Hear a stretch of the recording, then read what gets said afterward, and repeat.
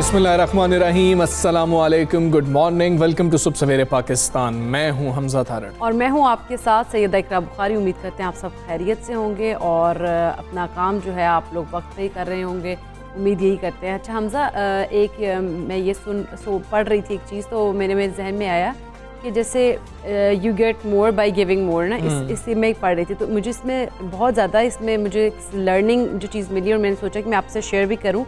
वो ये था कि कामयाबी जो है वो इस चीज़ में नहीं है कि आप कितना हासिल कर रहे हैं, कामयाबी इसमें कि आप कितना दे रहे हैं। मतलब जो कुछ आपको अल्लाह ताला दे रहे हैं, आप उसमें से जो है दिल खोल कर दूसरों पर भी खर्च करें। और अपने इर्द गिर्द देखें, बहुत सारे ऐसे लोग मौजूद होते हैं जो कि नहीं मांग सकते या नहीं बता सकते कि वो किस मुश्किल में, किस परेशानी में, तो आप उनकी मदद इस तरह से कर सकते हैं। जो चीज़ें आपके पास आ रही हैं उसमें से आप कुछ हिस्सा जो है वो उनके लिए भी रखें और एक अपनी रूटीन बना लें कि अगर आपके पास इतनी रकम आ रही है तो उसमें से आपने इतने % जो है वो किसी को देना ही देना है। अल्लाह ताला का हिस्सा रखें अपने माल के अंदर, लाजमी तौर पर। सिर्फ ज़कात की सूरत में नहीं, ज़कात तो हम पर फ़र्ज़ है, वो तो आपने अगर साहिब निसाब हैं आप तो आपने अदा करनी है, देनी ही देनी है, लोगों में बांटनी ही बांटनी है। लेकिन उसके अलावा भी जो आप मंथली कमा रहे हैं उसके अंदर अल्लाह ताला का हिस्सा ज़रूर रखें। हम रखते हैं, मुख्तलिफ हिस्से रखते हैं। ये बच्चों की पढ़ाई का हिस्सा है, ये घर के जो कुछ अखराजात हैं ये उनका हिस्सा है, ये मेरे पेट्रोल का जो ख़र्चा है उसका हिस्सा है। इस तरह से हम कुछ बजटिंग कर रहे होते हैं। तो जब अल्लाह ताला ने आपको इतना दिया है या आप इस काबिल हैं कि आप ये बजटिंग कर सकते हैं और फिर भी आपकी कुछ सेविंग्स भी हैं, तो उन सेविंग्स में से कुछ हिस्सा अल्लाह ताला का लाजमी तौर पर रखें और उससे आपके माल के अंदर बरकत जो है ना वो बहुत होगी। और अल्लाह ताला का हिस्सा ये है कि आप अल्लाह से तिजारत कर रहे होते हैं ना, वो कि आप लोगों को दे रहे होते हैं। और जिस तरह से देखें, आप सब ने भी पढ़ रखा है, हमने भी पढ़ रखा है कि कौन सा अपने माल में से देना है, अल्लाह के दिया हुआ जो है उसी में से देना है। बिल्कुल, आप अगर जब खर्च कर रहे होते हैं ना, ऊपर से जब आप कुछ % आप कह लेते हैं ना कि इतने % जो है मैंने देना है अल्लाह ताला की राह में, तो फिर आपको वो जब वो दे रहे थे तो दिल को आपको कुछ हो भी नहीं रहा होता ना कि ये तो अल्लाह ताला की राह में दे रहे हैं। नहीं तो आप किसी को दे रहे होते तो आपको होता है कि यार इतने पैसे तो हम लोग हर महीने कैसे कोई निकाल के दे सकते किसी को। लेकिन जब अल्लाह ताला के नाम पे निकाल रहे होंगे आप, तो आपको खुशी होगी और आप तो कहेंगे कि बस जल्द अज जल्द हम किसकी जो मुस्तहिक बंदा है उस तक पहुंचा भी दें। अच्छा, नुकसान कैसे हो सकता है आपको उस काम में? आपको कारोबार कर रहे हैं, उसके अंदर आप मुख्तलिफ शेयर होल्डर्स हैं जी 30% इसका है, 20% उसका है, 25% उसका, ये वो। जब उसमें से 10%, 5% जो भी आप तय करते हैं वो अल्लाह ताला का हिस्सा है, अल्लाह ताला को आप उसमें शेयर होल्डर बना लेते हैं, तो फिर आपके काम में नुकसान कैसे हो सकता है? उसमें तो मुनाफा ही मुनाफा होगा, ये हमारा ईमान भी है। डबल मुनाफा होता है, मतलब एक्सपीरियंस अगर करके देखें हम लोग। तो ये कोशिश कीजिए और इस नीयत से कि आप अल्लाह की राह में ये खर्च कर रहे हैं। और दूसरी बात ये कि किसी को पता ना लगने दें। एक हमारा मसला ये है कि रियाकारी हम में इतनी ज़्यादा है कि हम कोई नेकी भी कर रहे होते हैं तो वो शायद ये सोच कर रहे होते हैं और फिर लोगों को बता भी रहे होते हैं।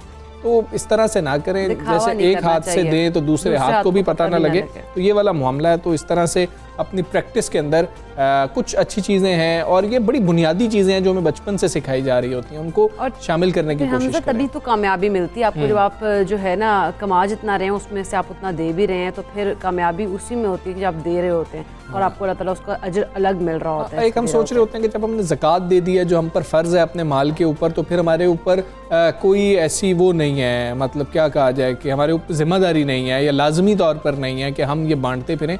तो वो आप अपनी खुशी से जितना ज़्यादा दे रहे हैं वो तो बहुत अच्छी बात है। खैर, हम कुछ सियासत की बात कर लेंगे। मुस्लिम लीग नून की अगर बात करें तो बिलाशुबा इस वक्त अपोजिशन की वो सबसे बड़ी जमात तो है, मगर मफाहमत या मज़ाहमत के दो बयानियों के बीच ऐसा लग रहा है कि कुछ फंस कर रह गई है। अच्छा, ज़राए ये बता रहे हैं कि मुस्लिम लीग नून खासकर शरीफ ख़ानदान के अंदरूनी इख्तलाफात मज़ीद शिद्दत इख्तियार कर गए हैं। शहबाज शरीफ पार्टी की हर उस इजलास से गैर हाजिर रहने लगे हैं जिसमें मरीम नवाज शरीक होती हैं। हाँ जी, और नवाज शरीफ की ज़ेर सदारत पंजाब के 9 डिवीजन्स के अहदेदारों से पार्टी के अब तक 2 इजलास हो चुके हैं। शहबाज शरीफ नज़र नहीं आए। इसी तरह मरीम नवाज़ ने चंद रोज़ कबल इस्लामाबाद अदालत में पेशी के मौके पर कहा था कि आर्मी चीफ के एक्सटेंशन के गुनाह में वो शरीक नहीं थी। तो जवाब में हमजा शहबाज ने साफ कह दिया कि आर्मी चीफ की एक्सटेंशन जो है पार्टी का मुश्तरका फैसला था और कौमी मफाद में था। अच्छा, इन दोनों बयानात ने मुस्लिम लीग नून के अंदर जो गहरे होते दो बयानिए थे उनको वाज़े कर दिया और मरीम नवाज़ ने पार्टी मीटिंग से खिताब में हमजा शहबाज को पैगाम भी दिया कि हमारे घर और जमात का सरबरा सिर्फ नवाज शरीफ है। मरीम नवाज सियासत की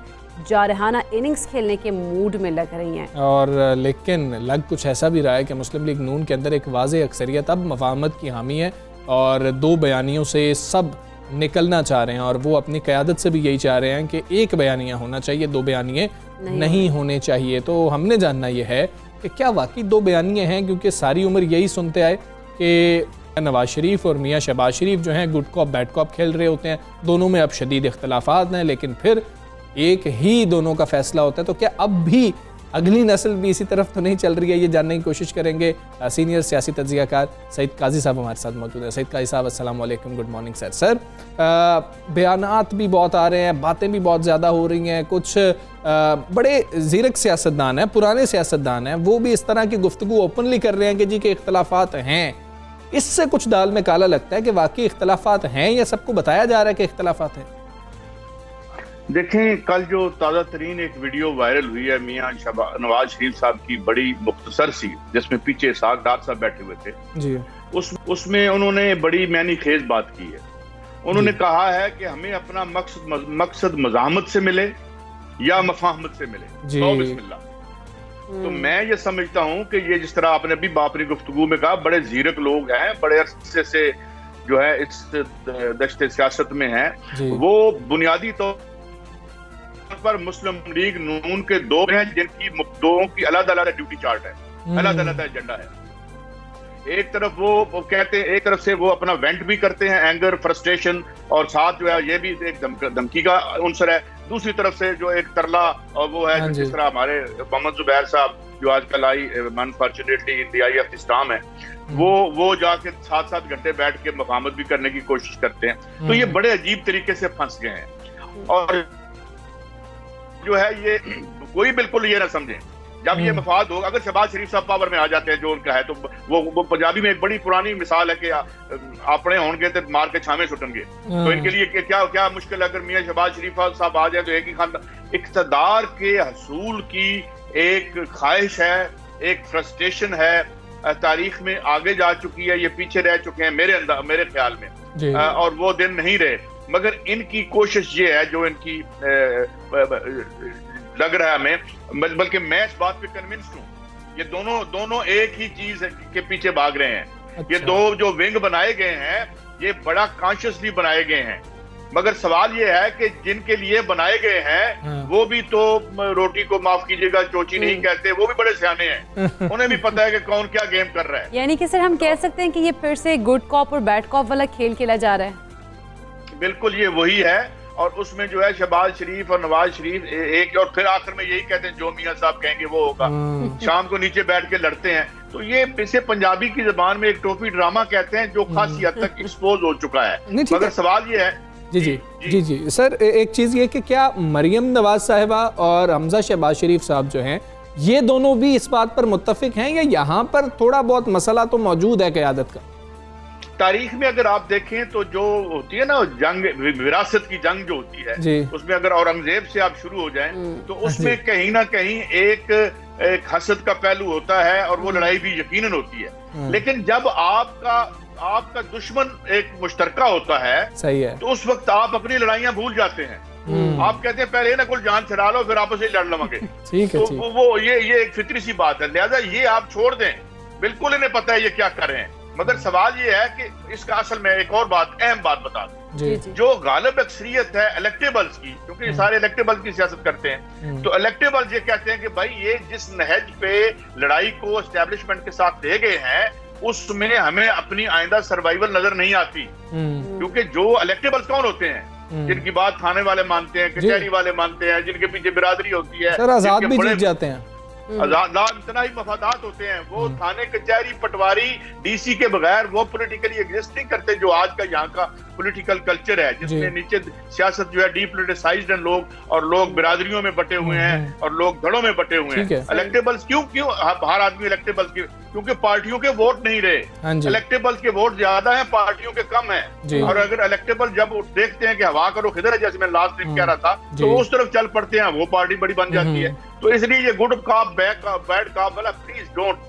हमें और ना उल्लू बनाया जाए। पहले शायद बहुत दफा बन चुकी है। ठीक है सैयद काजी साहब, ये भी सर बता दीजिएगा, अब एक एहतसाब का बयानिया है, उसको जक पहुंचती हुई नजर आ रही है कि अगर हम बरतानिया वाला मामला भी देख लें, जिस तरह से भी उसको हाईलाइट किया गया, अब जो शहजाद अकबर साहब कह रहे हैं बात वो दुरुस्त हो या जो भी हो, लेकिन बहरहाल उसको एक क्लीन चिट तो फिर भी कहा जा सकता है, जिसका फ़ायदा नून लीग उठा रही है। और जब 2 साल बाद नून लीग जारी होगी इलेक्शन के अंदर, तो वो तो यही कहेंगे कि जी कि क्या निकला, हमसे क्या निकाल लिया और हमें क्या सजा दे दी है। तो उसका कितना फायदा नून लीग को होगा और पीटीआई को कितना नुकसान होगा?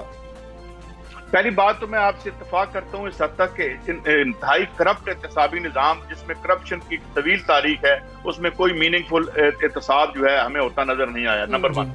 नंबर 2, जिस पर्टिकुलर वाक़े की बात करें, मैंने गौर से 3-4 दफा वो पढ़ा है। ठीक है, वो कोई डिसीजन नहीं है जी। मोहम्मद शहबाज शरीफ का उसमें नाम तक नहीं है जी। सलमान शहबाज और एक और शख्स है अहमद साहब, जो उनके वकील हैं या क्या है, उनके अमेरिका यूके में लॉ है कि जब आपने किसी का अकाउंट फ्रीज करना हो तो एजेंसी अदालत के पास जाती है, वो फ्रीज करती है। अब ये 2019 पता नहीं कब से 20 साल से चल रहा था, तो हमारी गवर्नमेंट इसको परस्यू नहीं कर रही थी। इससे अंदाजा होता है जो प्रोपेगेंडा इनकी मशीनरी है वो कितनी डेस्परेट है। परसों तक ये कहानी कर रहे थे, रात को हमने लिया उसको शहजाद अकबर को भी अपने प्रोग्राम में, खुद 4 दफा वो लेटर पढ़ा, आप खोल के जरा पढ़े उसमें।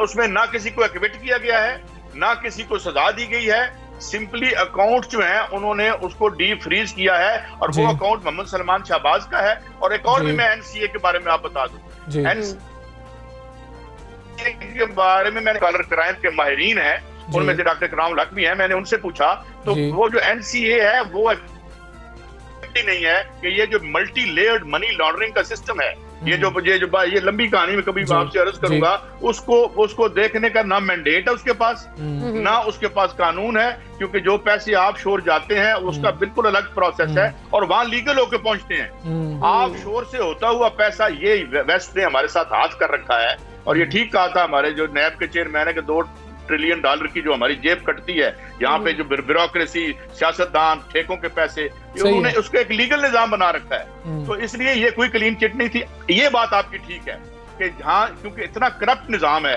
तादीबी निजाम इतना, अरशद मलिक क्या था वो क्यों बशीर मेमन साहब ने उसको आगे जाके नहीं खोला? वो इसलिए नहीं खोला कि पता चल जाता कि बशीर मेमन को बेसिक ये जो था अरशद मलिक मरहूम, वो उनको कौन आर्म ट्विस्ट कर रहा था, कौन यूज करने की कोशिश कर रहा था।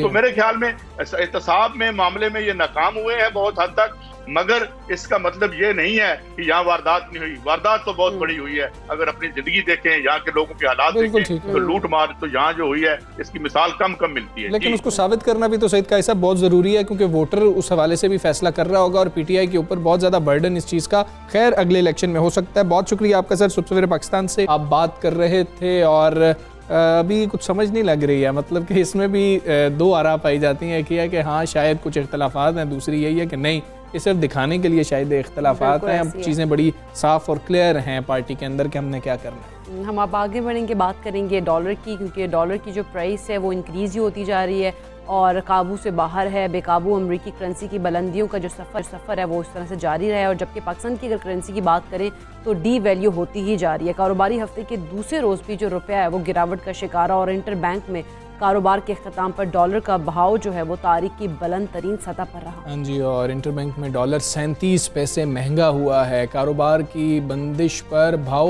169 रुपये 97 पैसे पर रहा और ओपन मार्केट में भी रुपए के मुकाबले में डॉलर की कदर में इजाफा ही देखा गया है। एक अमरीकी डॉलर 20 पैसे महंगा होकर 171 रुपये 80 पैसे का हो चुका है। बिल्कुल ऐसी अगर 4 माह की बात करें तो 4 माह के दौरान डॉलर 17 रुपए से ज़ायद महंगा हो चुका है। मौसमी माहिरीन कहते हैं कि डॉलर की कदर बढ़ने से मुल्क पर आयद वाजिबुल अदा कर्ज़ों में इजाफा होता जा रहा है। एक तरफ अगर बात करें तो ज़्यादा इम्पोर्ट्स हैं, दूसरी जानिब महदूद और गैर मुल्की सरमायाकारी के बायस रुपया जो है वो कमज़ोर पड़ रहा है। जी, और अमरीकी करेंसी की कदर में इजाफे से इम्पोर्टेड अशिया जैसे कि पेट्रोलियम है, दालें हैं, कुकिंग ऑयल है, हम इतना कुछ तो इम्पोर्ट कर रहे हैं, सब कुछ ही महंगा होता जा रहा है और गरीब की जो जेब है उस पर भारी असर इसका पड़ रहा है। हम वजूहात भी जानने की कोशिश करेंगे और बिज़नेस कम्युनिटी इस क्या राय रखती है उनसे जानने की कोशिश करेंगे। हमारे साथ कराची चैम्बर के सदर शारिक वोहरा साहब मौजूद हैं। शारिक वोहरा साहब, अस्सलाम वालेकुम, गुड मॉर्निंग सर। सबसे पहले तो बिज़नेस कम्युनिटी के हवाले से बताइएगा, हम देख रहे हैं कि रुपए की कदर में मुसलसल कमी हो रही है, डॉलर की कदर में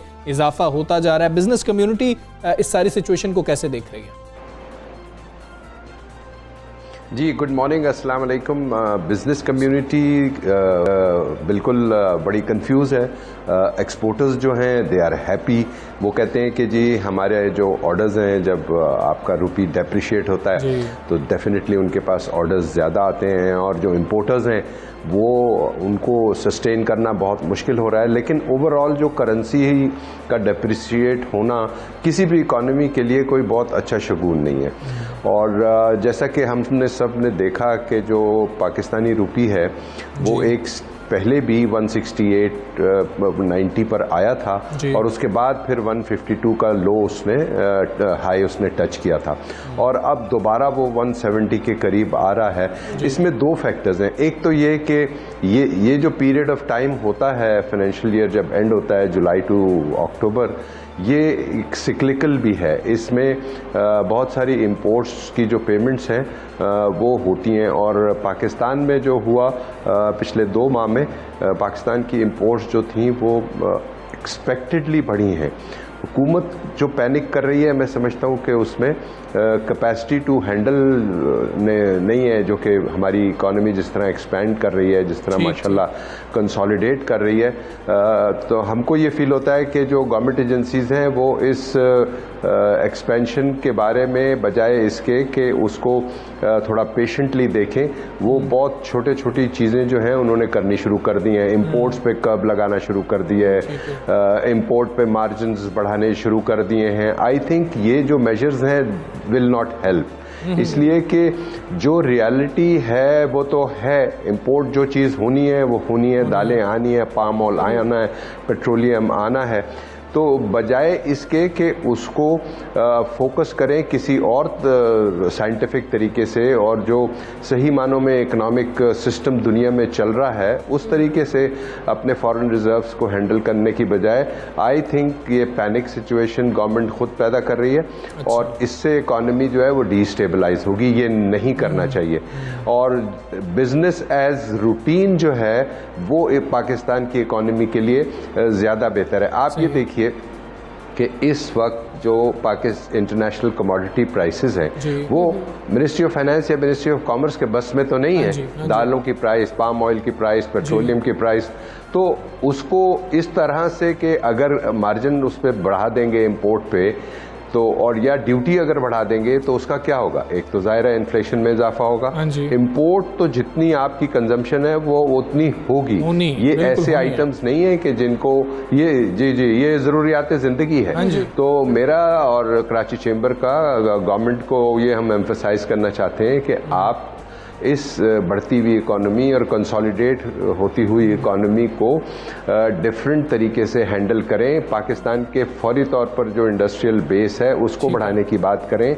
पाकिस्तान का जो बैंकिंग सिस्टम है उसको ठीक करने की कोशिश करें। और सबसे बड़ी बात गवर्नमेंट ने लिए वो अभी इस तरह के मेजर्स नहीं लिए कि जो है हमारी इकॉनमी स्टेबल हो। तो अगर हम इक़दामात की बात करें तो गवर्नमेंट इसको कंट्रोल करने के लिए, डॉलर की जो प्राइस इस तरह से बढ़ती जा रही है, इसको कंट्रोल करने के लिए कौन सा ऐसे इक़दामात कर सकती है कि इसको हम कंट्रोल कर सकते हैं?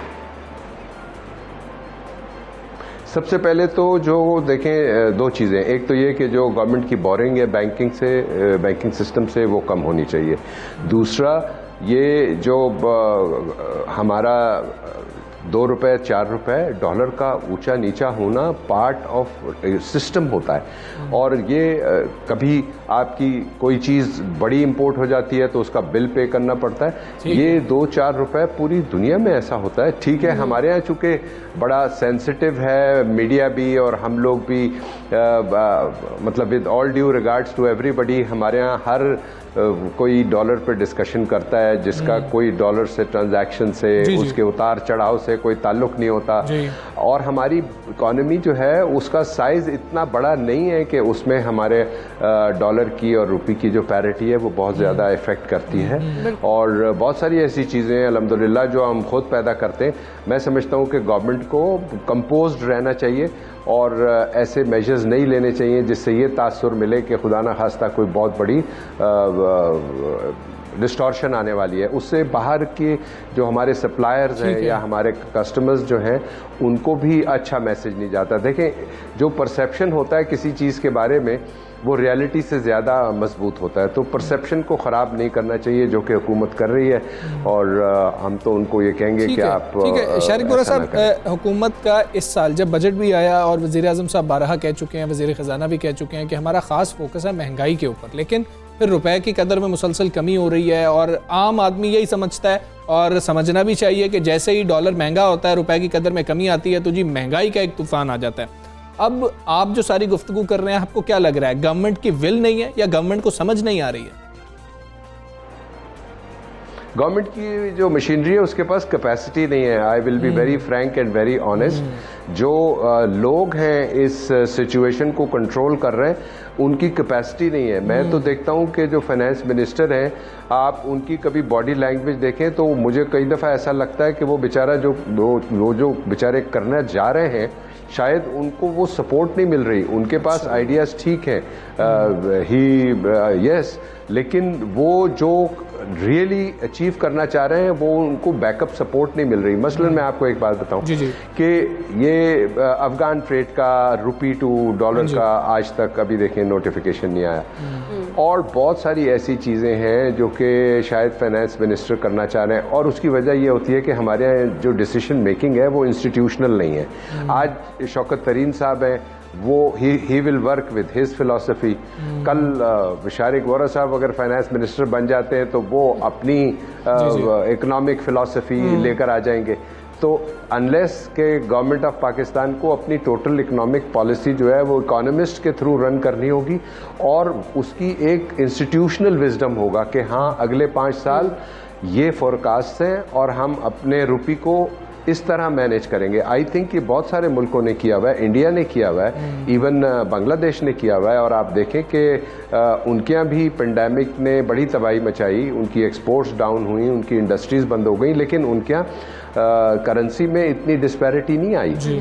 तो बहुत सारी ऐसी चीज़ें हैं जो कि बेहतर पॉलिसी से और अच्छे इक़दामात से ऐसे इन्फ्लेशन को भी कंट्रोल किया जा सकता है। आपकी वो बात बिल्कुल दुरुस्त है कि डॉलर के बढ़ने से, रुपया के डेप्रिशिएट होने से जो गरीब आदमी है, जो आम आदमी है, उसकी जो ज़िंदगी है उस पर बिल्कुल गहरा असर पड़ता है। और फिर जाहिर है हर चीज़ जब महंगी होती है, पेट्रोलियम महंगा होता है। ठीक है शारिक बोरा साहब, सर बहुत शुक्रिया। सुबह सवेरे से आप बात कर रहे थे और हुकूमती पॉलिसीज़ के हवाले से उनका ये कहना है कि वो करना बहुत कुछ चाह रहे हैं शौकत तरीन साहब, लेकिन शायद कर नहीं पा रहे हैं, उनको शायद सपोर्ट नहीं मिल रही। हम एक ब्रेक लेंगे, ब्रेक के बाद वापस आते हैं। Stay with us.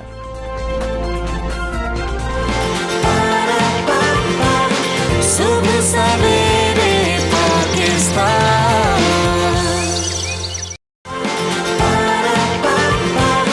सुबह सवेरे पाकिस्तान।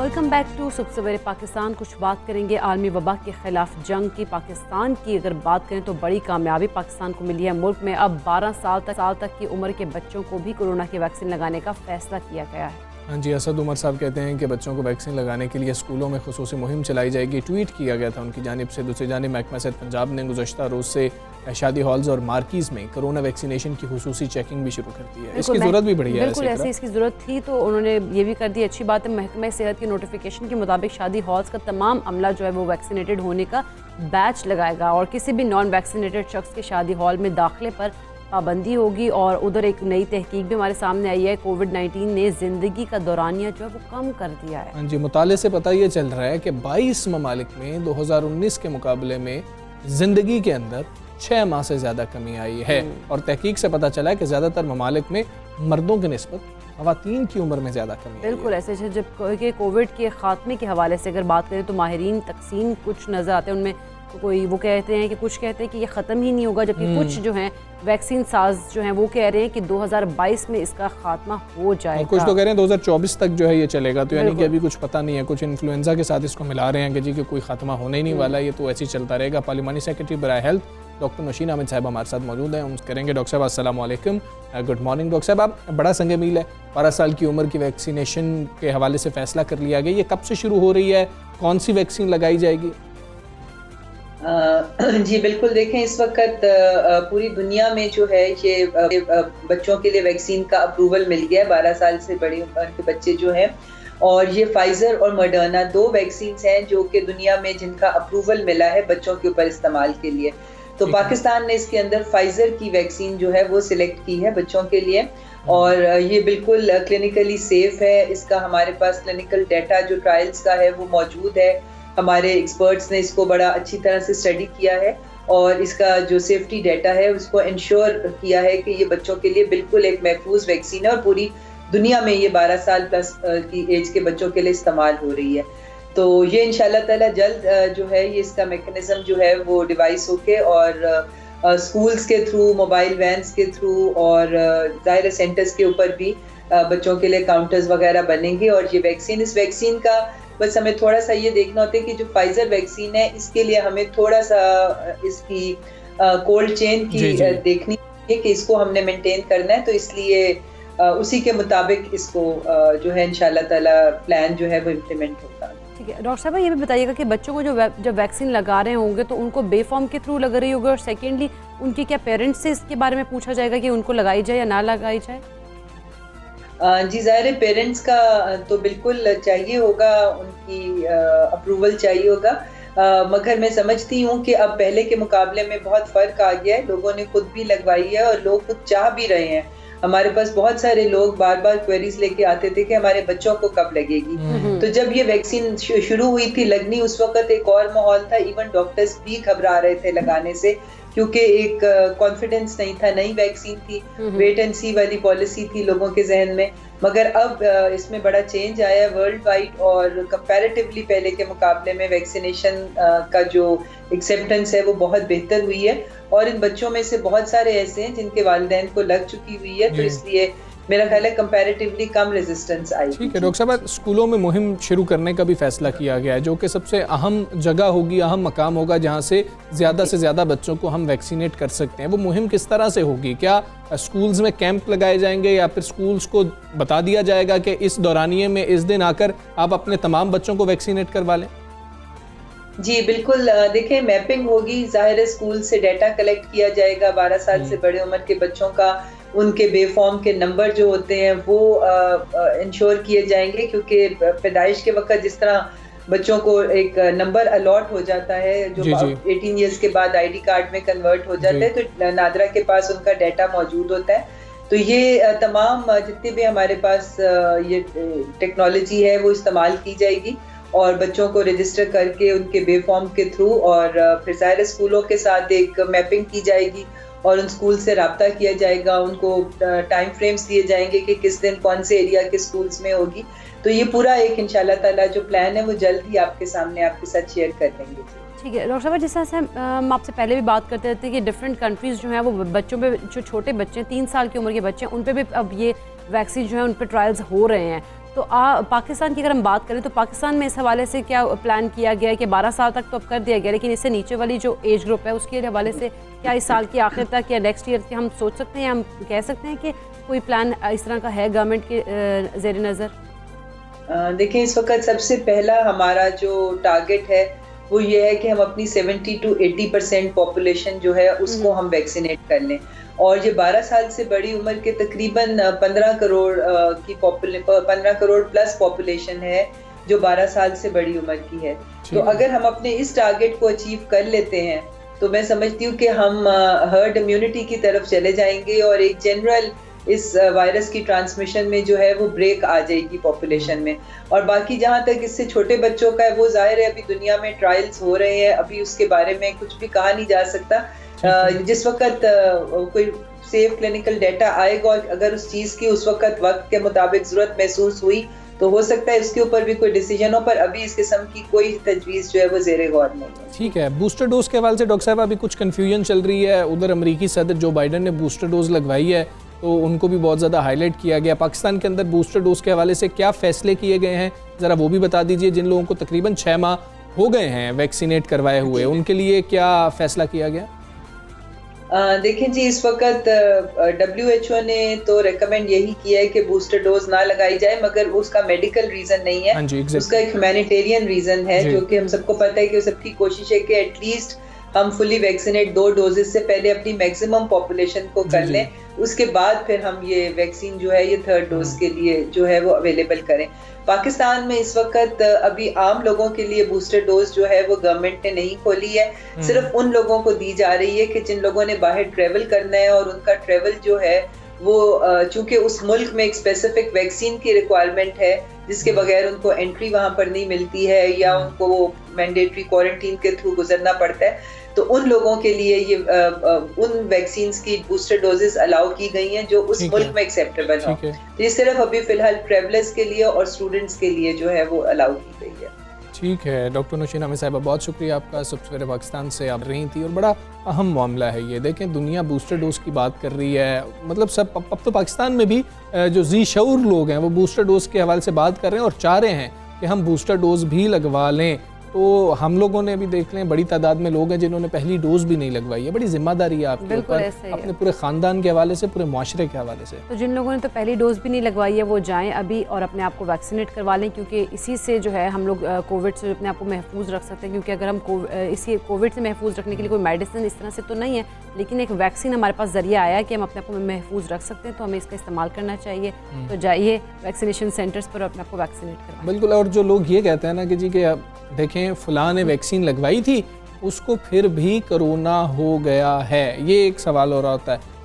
आपने घर में ताला लगाया था, वो इसलिए लगाया था कि जी कि कोई चोर डाकू ना आए, लेकिन चोर डाकू फिर भी आ सकता है, लेकिन चांसेस कुछ कम हो जाते हैं। तो कम से कम चांसेस कम हो रहे हैं। दूसरा ये भी हो रहा है कि जिन लोगों ने खुद को वैक्सीनेट करवा लिया था, फुली वैक्सीनेटेड थे, उनको जिस वक्त कोरोना वायरस हुआ है उसकी शिद्दत वो नहीं थी। इंटेंसिटी की अगर बात करें तो वो बहुत ही माइल्ड सी थी, तो उनको ऐसे लगा कि जैसे आम फ्लू होता है, तो उसको उनको वो वाली जो है ना वो सारे सिम्टम्स थे सिर्फ, इससे ज़्यादा नहीं थे। तो बराहे मेहरबानी अब मेहरबानी कीजिए, क्योंकि 2 दिन रह गए, सख्तियाँ तो होने वाली हैं, तो आप जल्द से जल्द खुद को कम से कम पहली डोज लगाएं, फिर हम आपको दूसरी डोज के लिए मना रहे होंगे और फिर हम आपको बूस्टर डोज के लिए भी मना रहे होंगे। तब तक इंशाल्लाह खात्मा हो जाएगा इस वबा का और हम जो हैं सुख का सांस ले रहे होंगे। कुछ आगे बढ़ना है हमने और बिल्कुल क्या बात करनी है? हम बात करेंगे नामवर गुलकार जवाद अहमद ने ज़िंदगी की 51 बहारें देख ली हैं और उनको हैप्पी बर्थडे कहेंगे। जवाद अहमद 29 सितंबर 1970 को लाहौर में पैदा हुए। उन्होंने university of engineering and technology से मैकेनिकल इंजीनियरिंग की तालीम हासिल की। अच्छा जी, अपने फ़नी करियर की बात करें तो बाकायदा आगाज़ उनका जो है,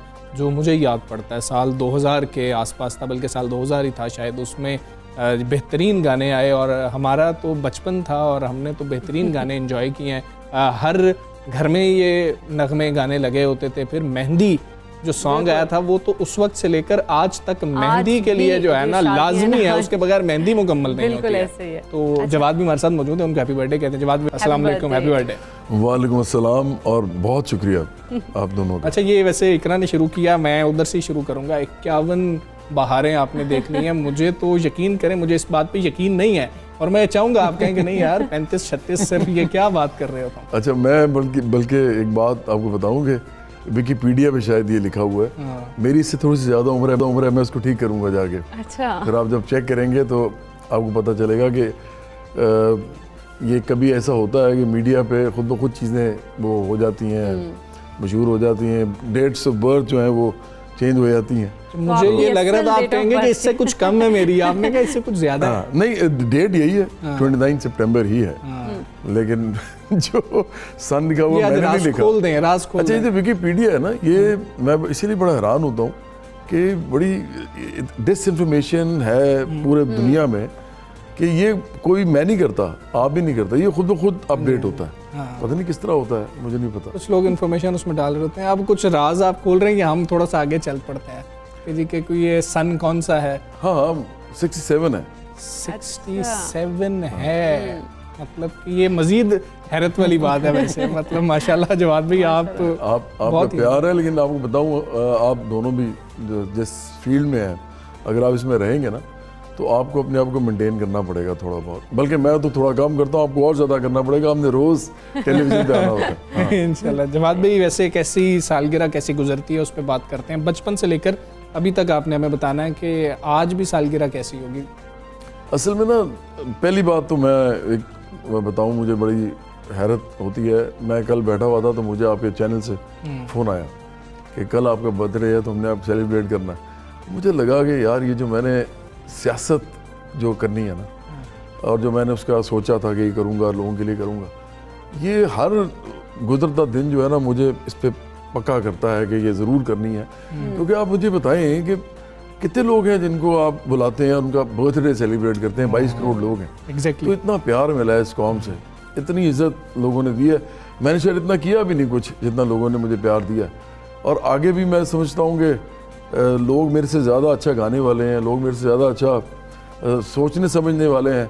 लेकिन अगर मेरे पास वो एक टाइम ऐसा आ गया है या अपॉर्चुनिटी मिल गई है कि लोग मुझे जानते हैं, तो मुझे भी कुछ रिटर्न बैक करना चाहिए। तो सबसे बेहतर मेरे लिए तरीका तो सियासत ही है। तो मैं इसलिए बताना चाह रहा था कि एक तो शुक्रिया आप लोगों का, 92 न्यूज़ का, आप दोनों का और आपकी टीम का, कि आपने मेरे बर्थडे को सेलिब्रेट किया। लेकिन ज़्यादा अच्छी बात यह है कि मैं अपनी ये बात कह के लोगों तक ये बात पहुंचाना चाहता हूं कि इस मुल्क के अंदर जो है जितने भी लोगों को कुछ भी मिला है उनको रिटर्न बैक करना चाहिए। हालात अभी थोड़े ख़राब हैं, इंशाल्लाह हम सब रिटर्न बैक करने की कोशिश करेंगे तो ये मुल्क तरक्की करेगा, बेहतर होगा। बिल्कुल ऐसा। लेकिन जो हमजा ने क्वेश्चन किया था ना कि बचपन की बर्थडे और अब की बर्थडे, ये इस तरह से बताएं कि कैसी होती थी? बचपन में बर्थडे सेलिब्रेट करते थे, वो कैसी होती अब याद रहती है? अब मतलब किस तरह से? बचपन में पहली बात तो ये है कि ये ऑन अ सैड नोट, मेरी जो वालदा साहबा थी वो शी डाइड इन 2008। तो नाउ इट्स बीन कितने हो गए? 13 years। हाँ 13 years। तो without her the birthdays are not the same. आपको बताइए उससे उनसे पहले तो। लेकिन जब छोटे होते थे तो उसमें तो बहुत ही मज़ा आता था कि हमारे मीन्स कम थे। मेरे वालिदैन प्रोफेसर थे दोनों, तो कोई बहुत हम कोई किसी बहुत मुतमव्वल फैमिली से नहीं थे। कोई इंडस्ट्रियलिस्ट का बेटा नहीं हूँ मैं, या कोई किसी जागीरदार का नहीं हूँ, या वो जो होते हैं बहुत दौलतमंद। लेकिन एक मिडिल क्लास फैमिली थी। तो उनके जो होते हैं ना हम्बल बोर्ड्स होते हैं, तो उसके अंदर आप सब सालगिरह इस तरह की चीज़ें, वो बड़ी फैमिली यूनियन होती है। मैं समझता हूँ कि थोड़े में ना ज़्यादा प्यार होता है। बिल्कुल ऐसे ही। जब ज़्यादा हो जाना, वो कहते हैं ना जी घर में थोड़े कमरे हों तो लोग आपस में ज़्यादा इंटरेक्शन करते हैं। बड़ा घर हो, ज़्यादा कमरे हो, तो पता नहीं लगता कि वो क्या कर रहा है और ये क्या कर रहा है। हाँ, जितना बड़ा घर होगा उतने लोग आपस में दूर हो जाएंगे। तो मैं समझता हूँ कि बड़ी खूबसूरत यादें हैं उसकी। सारी फैमिली बैठती थी, वो मोमबत्तियाँ जलाते थे, स्पेशल क्रीम केक ही होते थे उस वक्त। हाँ, वो खास होते थे। आप तो बल्कि आपको तो पता भी नहीं होना चाहिए, आप तो बहुत यंग हैं। नहीं, हमारे दौर में भी वैसे क्रीम केक ही थे, उस वक्त इतनी वैरायटी नहीं थी। अब तो बहुत वैरायटी है। हाँ जी, अब तो बहुत वैरायटी है। अच्छा जवाद भाई, हमने बतौर सिंगर आज ज़्यादा गुफ्तगू करनी है, क्योंकि आपसे जब भी अब बात होती है ना, वो बतौर सियासतदान ज़्यादा गुफ्तगू करनी है। सिंगिंग के हवाले से हमें बताएं कि इतने बेहतरीन एल्बम थे, ख़ास तौर पे मेहंदी सॉन्ग की हम बात कर रहे हैं, वो तो आज तक मतलब कि मेरा ख्याल है दुल्हन कहती है कि मेरी मेहंदी नहीं होगी जब तक ये गाना नहीं लगेगा। तो वो सिलसिला आपने छोड़ क्यों दिया? लोगों का ये सवाल है। अच्छा, मैं छोड़ना नहीं चाहता। कई दफ़ा आपको पुश किया जाता है इस तरफ के ये जो काम है इसका ये नॉन सीरियस है, सियासत थोड़ा सीरियस काम है। लेकिन मैं समझता हूँ कि मैं I take pride in whatever I did in the last 21 years. और मैं ये भी समझता हूँ कि मैं सकाफती एक एम्बेसडर हूँ पाकिस्तान का। और मैं ये भी समझता हूँ कि पाकिस्तान का जो, हालांकि हमारे आजकल जो लोग हुकूमतें कर रहे हैं वो समझते हैं कि ये सॉफ्ट इमेज कोई चीज़ नहीं होता, लेकिन मैं समझता हूँ ये होता है। मैंने अपने सामने सॉफ्ट इमेज को पूरी दुनिया में पनपते देखा है पाकिस्तान का। बड़ी अजीब बात है कि परवेज़ मुशर्रफ जो थे वो जनरल थे, आर्मी से आए थे, और उनके रूल को हम नहीं समझते डेमोक्रेटिक था। लेकिन बड़ी अजीब बात उनकी ये थी उनके ज़माने की कि पाकिस्तान का ये वाला जो इमेज है ये पूरी दुनिया में गया था। मैं फिर कहूँगा कि मैं उनके डिक्टेटरशिप के रूल को नहीं इंडोर्स कर रहा, लेकिन उनके अंदर ये अगर सेंस थी तो इनके अंदर क्यों नहीं है? देखिए पूरी दुनिया में मौसीकी, फिल्म, स्पोर्ट्स, ड्रामाज आखिर में आते हैं, आखिर में, लेकिन ये सारी चीज़ों से पाकिस्तान का इमेज प्रमोट होता है। और किससे होना है? एग्जैक्टली। आप बताएं ना, आप अमेरिका को कैसे जानते हैं? उनकी फिल्म से। दुरुस्त है, ऐसी बात है। किसी कोई देख, कितने लोग गए हैं अमेरिका, लेकिन उनको पता है अमेरिका ऐसा है। बिल्कुल ऐसे ही है। अच्छा, इवन इंडिया पे जो है ना इस मामले में बहुत तेज हैं, वो इंडियंस जो हैं वो करते हैं। पाकिस्तान को ये इमेज अपना प्रमोट करना है, जो हमारी अच्छी चीज़ें हैं लोगों तक लेके जानी चाहिए। जवाद भी आपसे हमने गाना भी सुनना है, आज कोई गाना भी सुना दें अपनी सालगिरह पर। वैसे हम अच्छे सिंगर होते तो हम वैसे वो गा रहे होते बार बार दिन ये आए, लेकिन वो हम इतने अच्छे सिंगर नहीं हैं। अच्छा आप हो सकता है मेरे से अच्छे सिंगर हो, मुझे मालूम नहीं है, लेकिन मैं तो सच बता रहा हूँ, मैं तो बस थोड़ा बहुत बस गा लेता हूँ, लोगों ने प्यार ज़्यादा दे दिया। मैं बैठा हुआ था कल परसों, तो मेरे एक दोस्त थे, मेरा क्लिप वायरल हुआ जिसमें मैंने ये कहा था कि लोग जो है उनको खुद ख्याल करना चाहिए, उनके हकूक़ हैं इस रियासत पर। तो मैं तो चलो मेरा तो कुछ नहीं होगा, मैं तो भूख और वो जो है ना पॉवर्टी लाइन उससे आगे आ गया हूँ, लेकिन आप लोगों का क्या बनेगा? तो मुझे ना, अब चूँकि मैं आपके इस पे इसलिए कर रहा हूँ क्योंकि ये नेशनल टेलीविज़न तो है, लेकिन ये PTV नहीं है, तो हम बॉर्डर्स क्रॉस कर सकते हैं आर्ट के हवाले से। अमिताभ बच्चन का ना एक फिल्म थी, उसके अंदर एक गाना था, अपनी तो जैसे तैसे कट जाएगी, आपका क्या होगा जनाब। तो मैं 2 लाइन उसकी सुना रहता हूँ, 2 लाइन मैं अपने गाने के साथ जोड़ दूंगा। मैं इसलिए कह रहा हूँ, चले मैं नहीं सुनाता, वैसे आप अपना मैं नहीं सुनाता, लेकिन मैं कहना फिर ये चाहूँगा, आपने मुझे कहा कि आप सियासतदान के तौर पे बात ना करें, लेकिन मैं फिर भी गाना सुनाने से पहले ये कहना चाहूँगा कि लोगों को अपने राइट्स के लिए स्ट्रगल करनी पड़ेगी, और सबसे अच्छा ये है कि वो पॉलिटिकल प्लेटफॉर्म से करें, किसी सियासी पार्टी के साथ करें, आम लोगों की पार्टी बनाएं, ताकि इस मुल्क को आम लोगों के लिए चेंज किया जा सके। तो मैं आपको मेहंदी सुना रहता हूँ। हाँ जी, क्या बात है। हाँ, और साथ दोस्ती में उसको जोड़ दूँगा। मेरे पास टाइम कितना है? आपके पास टाइम है जवाद भी, आप 3 से 4 मिनट है हमारे पास। गोरी करत सिंगार, गोरी करत सिंगार, बाल बाल मोती चमकाए, रोम रोम महका, मांग सिंदूर की सुंदरता से चमके चंदनवार, गोरी करत सिंगार, गोरी करत सिंगार। जूड़े में जूही की बीनी, बाहम हार सिंगार। अच्छा, मैं पाकिस्तान के लिए करूँगा क्योंकि मेरे पास टाइम इतना नहीं है।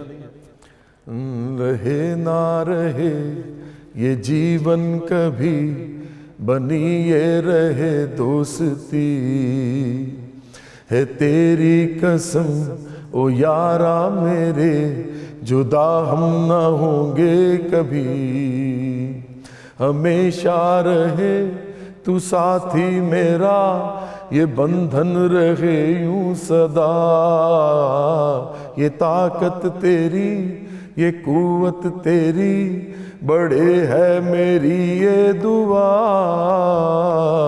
ओ मेरे यार तू मेरा प्यार, सदा रहे तू सलामत, तेरी मेरी ये दोस्ती, यूं ही रहे ता कयामत। क्या बात है जवाद भाई, ये बहुत शुक्रिया। वैसे अब ना जवाद भाई को हमने इसीलिए, मैंने ना चेयरमैन बराबरी पार्टी या सरबरा मैंने नहीं उनको किया, क्योंकि हमने आज गुलकार जवाद अहमद से बात की। जवाद भी जब बात हो रही होती है, अब जवाद भी वो बात करते, बातें बहुत ज़रूरी हैं, लेकिन लोग जो है ना जवाद भी वो ज़्यादा उस पर भी बात करना चाह रहे हैं। अभी फैंस जब मिलते हैं आपको, अभी फैंस क्या कहते हैं? बराबरी पार्टी के हवाले से ज़्यादा बात करें, ज़्यादा आजकल वैसे नौजवान में देख रहा हूँ आपको बहुत मिल रहे हैं। हाँ, आजकल सियासत पे ज़्यादा बात कर रहे हैं। नहीं, एक और मसला भी है ना, लोगों के मसले हैं, लोगों के इश्यूज रिजॉल्व नहीं हो रहे, तो वो इधर उधर देख रहे हैं। लेकिन मैं आपको बात बताऊं, मैं आप दोनों से बड़ी दफ़ा मिला हूँ, हमने ईद के शोज़ भी किए और 14 अगस्त के भी शायद किए, तो आप दोनों बड़े इंटेलिजेंट हैं। मुझे तो यकीन है कि जब आप अगले 10-15 साल बाद कोई और पूरा पाकिस्तान आपको जानता होगा, एक बच्चा, तो आप भी ये इस तरह का काम करेंगे, कोई आप भी रिटर्न बैक करेंगे, मुझे यकीन है। वो एक फीलिंग तो सबकी होती है। जवाद भाई, अगली एल्बम कब आ रही है हमारी, हमें आज आप ये बता के जाएं कि कब ये जो ख़ास तौर पर आपके जो फैंस देख रहे हैं वो ये सवाल भी करते हैं कि जवाद अहमद की अगली एल्बम कब आएगी और उसके अंदर कैसे गाने ज़्यादा होंगे? अगली एल्बम का मुझे नहीं पता, मैं सिंगल शायद निकाल रहा हूँ भी। एक मेरा एक गाना है जो मैंने लाहौर के ऊपर बनाया है। अच्छा। और मैंने आखिर में ये भी कहा है कि मैं तो लाहौर में पला बड़ा हूँ, लेकिन जिन का जो भी शहर है उनके लिए बड़ा खूबसूरत होता है। तो आखिर में मैंने तमाम लोगों के तमाम शहरों को ट्रिब्यूट दिया है कि उनका जो जन्म भूमि होती है, जो भी जब उनका वो होता है, लगाव होता है बहुत ज़्यादा जहाँ पे। तो इसलिए मैं समझता हूँ कि लाहौर का गाना जो है ना वो एक मज़ेदार चीज़ बिल्कुल वो मज़ेदार चीज़ होगी, लेकिन वो आ कब रहा है अब ये बता दो। मेरा ख्याल है कि 1 या 1.5 महीने में हम इसको कर देंगे रिलीज़ वीडियो के समेत। यानी कि हम कह सकते हैं कि मेहंदी की तरह ये जो लाहौर वाला गाना आ रहा है ये भी सुपर हिट, सारे सुपर हिट थे मतलब सारे बेहतरीन गाने थे। और पूरा दिन इंतजार होता था कि जी के 6 से 6:30 बजे 5:30 से 6 बजे तक लगते होते थे ये गाने और उसमें इंतजार होता था कि वो गाना कब लगेगा। बहुत शुक्रिया जवाद भी आपका, एक बार फिर हम आपको कहेंगे बहुत शुक्रिया कि आप हमारे आज मेहमान बने। और कोरोना SOPs है, हम केक शेक नहीं काट सकते हैं तो हमने उसका ख्याल इधर रखें, आप घरों में रखें। हम एक ब्रेक लेंगे, ब्रेक के बाद वापस आते हैं। Stay with us.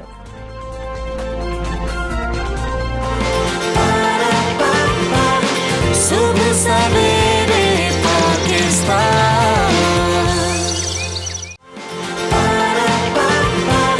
सुबह सवेरे पाकिस्तान।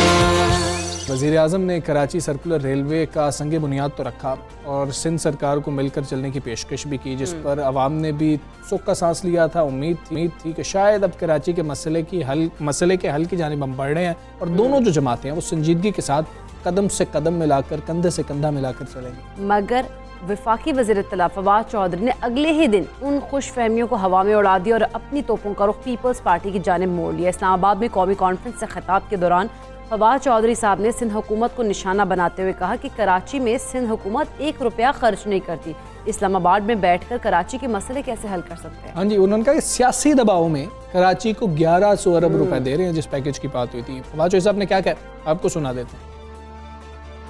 कराची में सिंध हुकूमत है वो 1 रुपया खर्च नहीं करती। वहाँ के लोग वो कहते हैं जी हमने तो PTI को वोट दिया है, हमें तो आपको जो है वो हमें आपको टेक केयर करनी चाहिए। तो 1100 अरब रुपया फेडरल गवर्नमेंट ने उठा के कराची में और लगा दिया। लेकिन मुझे बताइए इस्लामाबाद बैठ के कराची के मसले जो हैं वो कैसे आप हल कर सकते हैं? जी, फवाद चौधरी साहब की गुफ्तगू आपने सुनी और वफाकी वज़ीर ने काबीना इजलास के बाद बताया कि इलेक्टोरल रिफॉर्म से मुताल्लिक अपोजिशन के साथ मुज़ाकरात के लिए हम तैयार हैं और ओवरसीज़ पाकिस्तानियों को वोट का हक देना इंतखाबात का लाजमी हिस्सा भी होगा। बिल्कुल, ऐसी बैरून मुल्क पाकिस्तानियों को सियासी निज़ाम से उनके कि निकालना ज़्यादती होगी। इसी हवाले से हम बात करेंगे वफाकी वज़ीर के इल्ज़ामात पर पीपल्स पार्टी का मौका के लिए तैमूर तालपुर साहब हमारे साथ मौजूद हैं। अस्सलाम वालेकुम, गुड मॉर्निंग तैमूर तालपुर साहब। फवाद चौधरी का कहना है कि कराची में सिंध हुकूमत 1 रुपया खर्च नहीं करती और वो इस्लामाबाद में बैठकर कराची के मसले कैसे हल कर सकते हैं। आप समझते हैं कि इस्लामाबाद में बैठी हुकूमत कराची के मसले हल नहीं कर सकती है? बिस्मिल्लाहिर्रहमानिर्रहीम। फवाद चौधरी जो कि अपनी सर्विसेज किराए पर हर हुकूमत को सप्लाई करता है, वो जनरल मुशर्रफ साहब के टाइम से शुरू हुए थे, उनके पास किराए पर आए थे नौकरी करने, फिर हमने भी जी गलती करके इनको किराए पर रख दिया और अब जो है लेटेस्ट हमारे इमरान खान साहब ने भी इनको किराए पर नौकरी दे दी है। तो ये जो लोग हैं इनकी आप बातें सुने, इनकी स्टेटमेंट्स आप सुनते रहें, मज़ा नहीं आएगा अपनी बातें में सुन के, बिकॉज दे आर जस्ट, इनको हुकूमत में रहना है, इनको अपने काम कराने हैं, इनको माल कमाना है, जहाँ जाते हैं उसी सिचुएशन उसी पोजीशन के साथ चलते रहते हैं।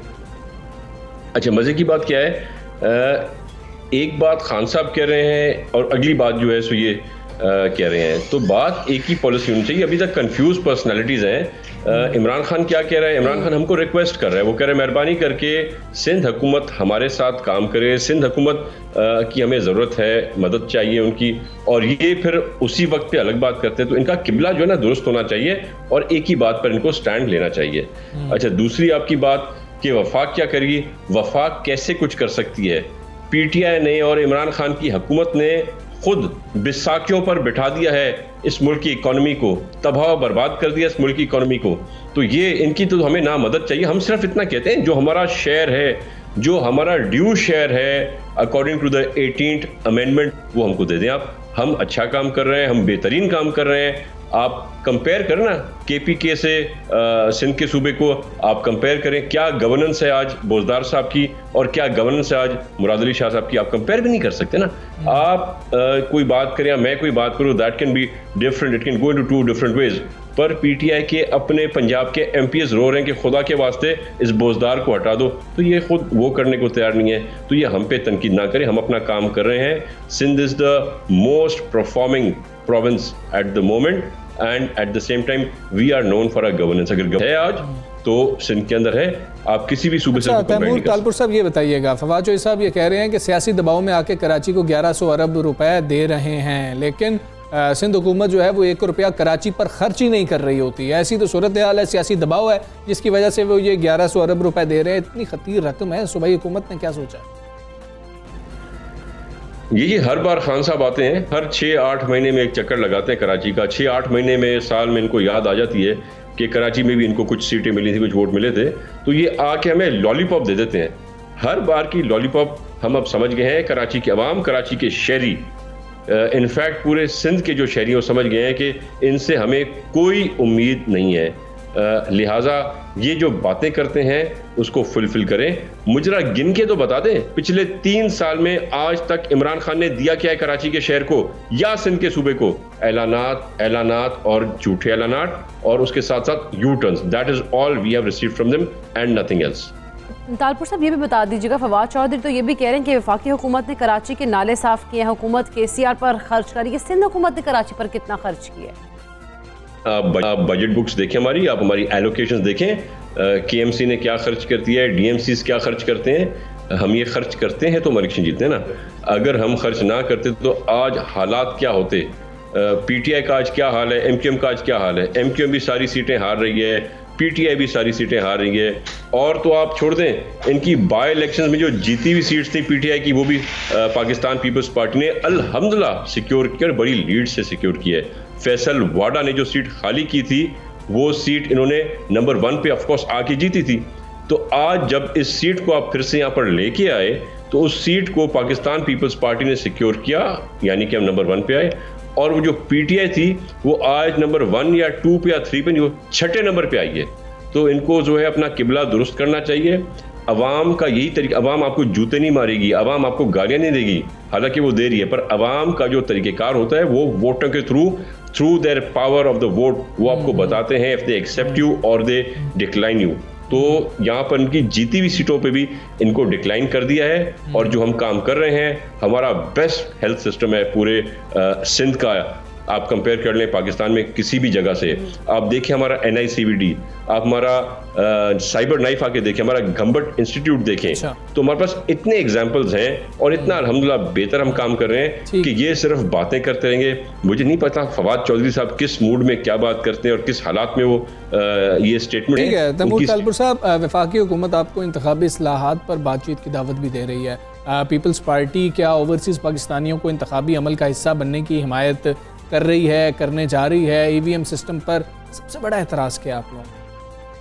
जब एक कश्ती डूबती है तो उनको सहारा चाहिए होता है। ये वो सहारा EVM मशीन से लेना चाहते हैं। वो ये सहारा लेना चाहते हैं कि वो धांधली कर एक बार सेलेक्ट करके होके आ चुके हैं, और इस बार जो है ये सिलेक्शन का इनको आसरा उम्मीद नहीं है, क्योंकि सेलेक्टर्स भी बेजार तंग बैठे हुए हैं लोगों से। तो अब इनका जो नेक्स्ट टारगेट है वो EVM मशीन्स के थ्रू धांधली करके आना चाहते हैं। हमारा सबसे बड़ा और मेन एतराज़ पाकिस्तान पीपल्स पार्टी का नहीं, PML नून का नहीं, जमात इस्लामी का नहीं, पर यूनाइटेड पूरी अपोजिशन इस बात पे खड़ी हुई है। हम इनको धांधली करके आने नहीं देंगे। जहाँ तक बात है इंतखाबी इस्लाहात की, तो हम बात कर सकते हैं, हम इनके साथ बैठ सकते हैं। हालांकि हमें पता है इन्होंने आज तक सिर्फ और सिर्फ झूठ बोला है, सिर्फ और सिर्फ यू टर्न्स लिए हैं, और हमें इनसे कोई भी किसी किस्म की पॉजिटिव उम्मीद नहीं है। बहरहाल फिर भी हम इनके साथ बैठने को तैयार हैं, हम इनसे बात करेंगे। अगर ये कोई वायबल फीजिबल बात करेंगे जो पाकिस्तान के भले की होगी, डेमोक्रेसी को सपोर्ट करेगी, तो वी विल सपोर्ट देम, वरना हमें उम्मीद इनसे किसी भी किस्म की नहीं है। सही। अच्छा तैमूर तालपुर साहब, अगर हम बात करें कराची के मसाइल की, क्या वजह है कि कराची के जो मसाइल हैं उसमें वो इजाफा ही होता जा रहा है और उसमें कमी नहीं देखने में आ रही? अगर हम गवर्नमेंट की बात करें, सिंध गवर्नमेंट की, तो आपकी गवर्नमेंट 13 साल से वहाँ गवर्न कर रही है, उसके बावजूद अगर अंबार मसाइल के लगेंगे तो जिम्मेदारी तो फिर ऑटोमेटिकली आप पर ही आएगी। आप ज़रा कंपेयर तो करें ना, हमारे पास अगर 13 साल से हुकूमत है तो केपी के पास भी तो मेरे ख्याल से कोई 8 साल से हुकूमत है।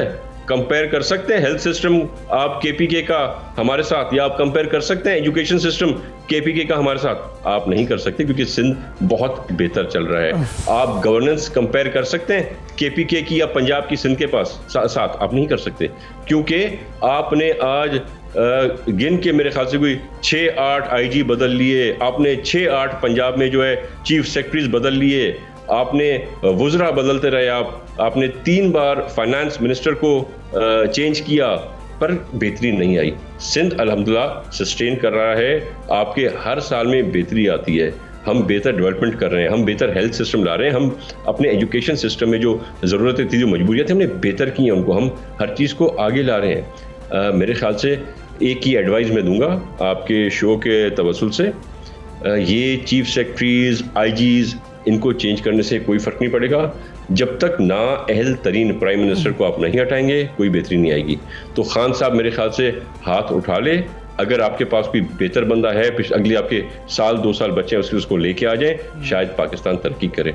इमरान खान के अंदर मेरे ख्याल से कोई कैपेबिलिटीज़ नहीं है, और आपने देख लिया है हमने जो 100 दिन में जो चेंजेस आनी थी, जो 1 साल में चेंजेस आनी थी, हर चीज़ बदतरी की तरफ गई है। Everything has become worse than it was before, so there is no other way to. आपका सबसे पहले पाकिस्तान से आप बात कर रहे थे, वाचोई साहब की गुफ्तगू हमने सुनी थी, तैमूर तालपुर साहब की जो कि पीपल्स पार्टी के रहनुमा गुफ्तगू आपने सुन ली है, और ख़ुद हम अंदाज़ा लगा सकते हैं कि कराची के मसाइल के ऊपर जो वज़ीर-ए-आज़म पाकिस्तान इमरान खान साहब ने बात की थी कि हमें मिलकर काम करने की ज़रूरत है, और उसके बाद एक उम्मीद बंधी थी, उसका अंजाम क्या होने वाला है वो हम अंदाज़ा बखूबी लगा सकते हैं सारी गुफ्तगू के बाद। एग्जैक्टली, इन सारी गुफ्तगू का हम अंदाज़ा लगा सकते हैं, लेकिन हम उम्मीद भी यही करेंगे कि इन फ्यूचर जो है कराची के हालात बदलें और अच्छी तरफ से बदलें, पॉजिटिवली बदलें, और जो आवाम है उसकी मसाइल हल। दूसरा ये तो कोई मतलब कि ना हल है ना जवाब है कि अच्छा आप हमारी परफॉर्मेंस की बात कर रहे हैं, आप फ़लाँ की परफॉर्मेंस को भी तो देख लें, आप फ़लाँ सूबे की परफॉर्मेंस को भी देख लें।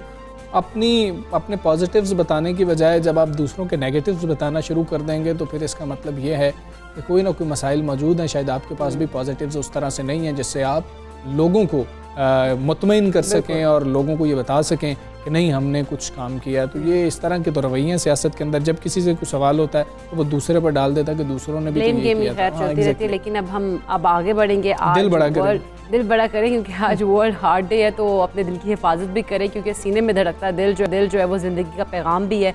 और दुनिया भर की तरह पाकिस्तान में भी आज वर्ल्ड हार्ट डे मनाया जा रहा है। इस दिन को मनाने का मकसद ये है कि लोगों में दिल की बीमारियों के मुतालिक मुकम्मल आगाही और उनसे बचाव के लिए शऊर पैदा किया जाए। और माहिरीन तिब का कहना है कि पाकिस्तान में हर एक घंटे में 46 अमवात दिल के अमराज की वजह से हो रही हैं। 3 साल कबल ये तादाद सिर्फ 12 थी। बिल्कुल, अच्छा सिर्फ 3 साल की अगर हम बात करें तो ये तादाद ख़तरनाक हद तक 4 गुना बढ़ गई है। मुल्क में गुज़श्ता चंद बरसों से नौजवान अफराद में अमराज क़ल्ब की जो वजह है उससे बहुत ज़्यादा हम देख रहे हैं कि अमवात जो हैं वो बहुत ज़्यादा हो रही हैं। और नौजवानों में तो मतलब हैरत होती है, दुख भी होता है, समझ भी नहीं आ रही होती है, कभी सुना भी नहीं था, अचानक मतलब कि किसी नौजवान के जो है इंतकाल हो जाता है, जब वजह पूछते हैं तो पता लगता है कि हार्ट अटैक हो गया था, जिस पे बड़ी हैरत हो रही होती है। और फिर डॉक्टर से बात करते हैं तो वो ये कुछ बताते हैं कि हमारा शायद अब जो रहन सहन है, जो हमारी रूटीन है, जो हमारी खुराक है, वही ऐसी नहीं रही है, और फिर स्ट्रेस इतना ज़्यादा है कि जिसकी वजह से ये मसाइल जो है बहुत बड़ी वजह स्ट्रेस भी बताते हैं। खैर, इसके अलावा अगर हम बात करें, जैसे हमजा लाइफस्टाइल की बात कर रहे हैं, तो वर्जिश और जिस्मानी मेहनत और मशक्क़त हम लोग नहीं करते, जिसकी वजह से ओबेसिटी हो जाती है और ब्लड प्रेशर जो है वो हो जाता है। फिर शुगर के जो अमराज हैं वो बहुत ज़्यादा हम देखते हैं कि बहुत ज़्यादा रिपोर्ट हो रहे होते हैं। और आलमी इदारे सेहत के मुताबिक 2030 तक दुनिया भर में दिल के अमराज के सबब अमवात की शरह जो है 23.6 मिलियन तक पहुँच सकती है।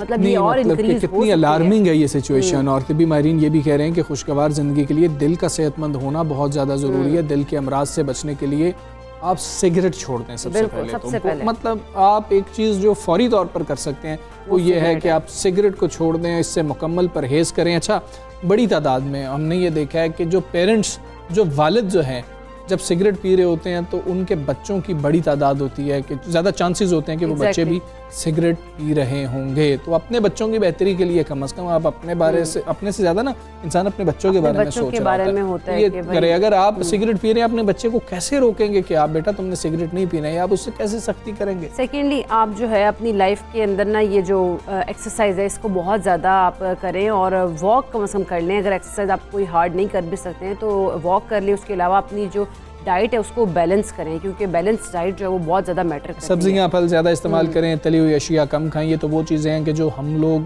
को पता है और हम आपके साथ शेयर कर रहे हैं। माहिराना राय लेना बहुत ज़्यादा ज़रूरी है। बिल्कुल, हम बात करेंगे माहिर अमराज प्रोफेसर बिलाल मोहिउद्दीन हमारे साथ मौजूद हैं। अस्सलाम वालेकुम, गुड मॉर्निंग सर। सबसे पहले तो हमें ये बताइएगा कि पाकिस्तान में दिल की बीमारियों के हवाले से इस वक्त सूरत हाल क्या और दिल से मुतालिका बीमारियाँ कितनी तेज़ी से फैल रही हैं, और सबसे बड़ी बात कि इनकी वजूहात क्या?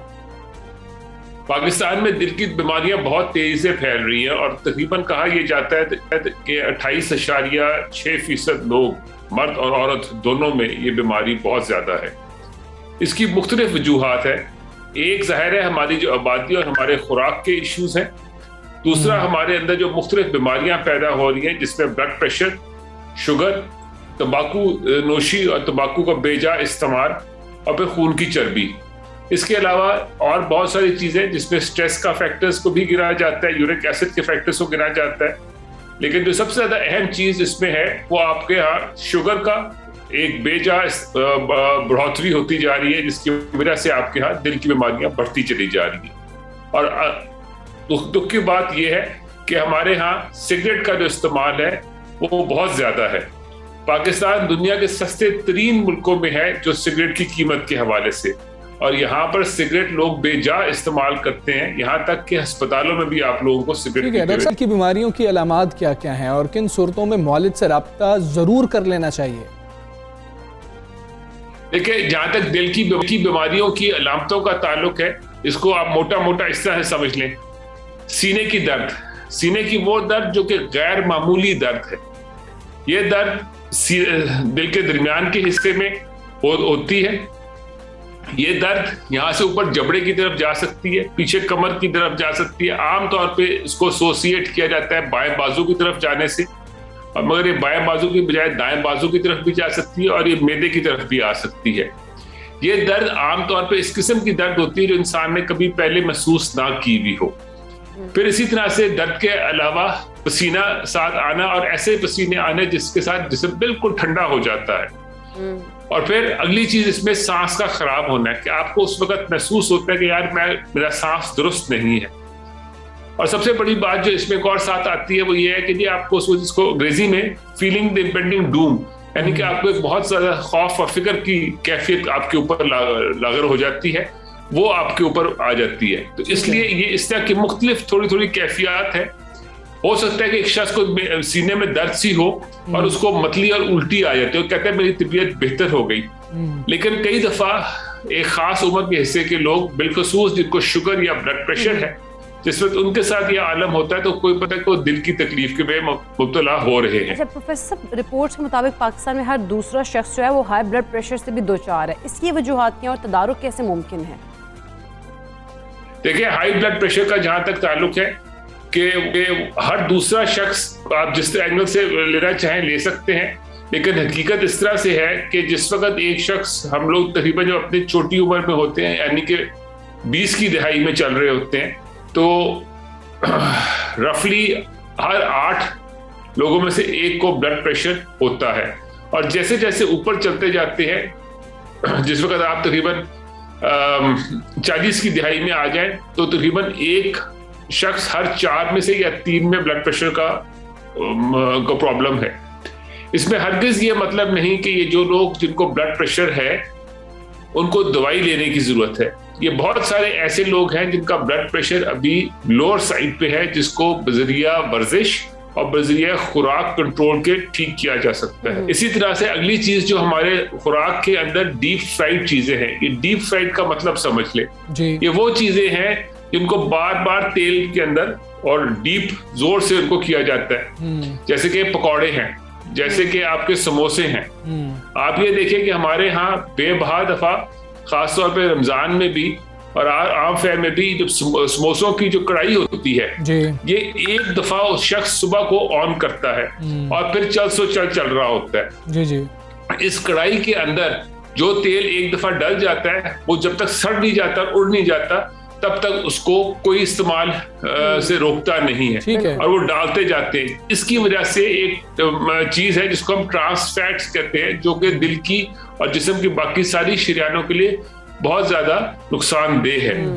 वो दिल की शरीयानों पे असर करती हैं और फिर ये प्रॉब्लम्स बढ़ जाती हैं। सो आपके यहाँ जो सबसे बड़ी है दो वजूहात खुराक के अंदर और फिर तंबाकू नोशी का इस्तेमाल है।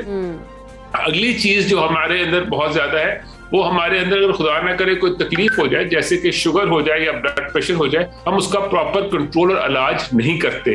हम उसको अपने हिसाब से सोचते हैं कि नहीं जी मेरे लिए 180 का शुगर, 200 की शुगर ठीक है। डॉक्टर साहब हम देखते भी हैं, सुनते भी हैं कि पाकिस्तान के जो डॉक्टर्स हैं उनकी दुनिया भर में बहुत मांग है और हम पाकिस्तानी डॉक्टर्स को बाहर जाते हुए भी देख रहे होते हैं। दिल के डॉक्टर्स की अगर बात कर ली जाए, इलाज मुआलजे की बात करें, तहकीक की बात करें, पाकिस्तान दुनिया के मुकाबले में कहाँ खड़ा है? देखिए, जहां तक इलाज मुआवजे का ताल्लुक है, पाकिस्तान अपने वसाइल के अंदर रहते हुए बहुत सारे मुल्कों में काफी आगे है। लेकिन जाहिर है तरक्की याफ्ता ममालिक के हिसाब से हम कुछ जगहों पे पीछे भी हैं। लेकिन मोटा मोटा जो चीज है उसमें जो लाजमी चीज है वो है कि आप बर वक्त अस्पताल पहुंचे। जिस वक्त आप बर वक्त अस्पताल में पहुंचेंगे तो वहां पे ECG है टेस्ट, जो कि आराम से आसानी से हो जाता है। जो पाकिस्तान में भी जो ECG और जो बाहर की ECG वो एक जैसी है। इसी तरह से जो खून के टेस्ट हैं इस बीमारी की एग्जैक्ट नौयत और शिद्दत का तयन करने के लिए वो पाकिस्तान में भी वही है, बाहर भी वही है। फिर उसके आगे इसके बेसिक इलाज का सवाल आता है, वो पाकिस्तान में भी वही है और बाहर भी वही है। लेकिन हमारे और उनके इलाजों में जो ज्यादा फर्क है वो आगे के एडवांस्ड इलाज हैं, जिसके अंदर हार्ट ट्रांसप्लांट या वो वाली सूरत हाल जिसका अगर दिल का पट्टा बहुत कमजोर हो जाता है और उसको खास असिस्ट डिवाइसेस की जरूरत होती है, वो इसलिए हमारे यहाँ कम है क्योंकि वो चीजें कदरे महंगी हैं और वो वहां पर भी ज्यादा इस्तेमाल नहीं होती। पूरे अमेरिका के अंदर साल में कुछ 4-5 हजार ट्रांसप्लांट होते हैं, इससे ज्यादा वहां पर भी नहीं मुमकिन। ठीक है। सो इसलिए ये सारी चीजें इतनी सीधी सी नहीं है। पाकिस्तान दुनिया के इलाज में कोई इतना खातिर खा पीछे नहीं है। हाँ, हमारे यहाँ और बहुत सारी चीजों में मजीद बेहतरी की जरूरत है। बस क्या करना होगा दिल की बीमारियों से बचने के लिए? लाइफस्टाइल की अगर हम बात करें, कौन सी ऐसी तब्दीलियां लेके आनी होंगी कि हम जो है इन चीजों से बच सकें, और खुराक का किरदार कितना इसमें इम्पोर्टेंट है?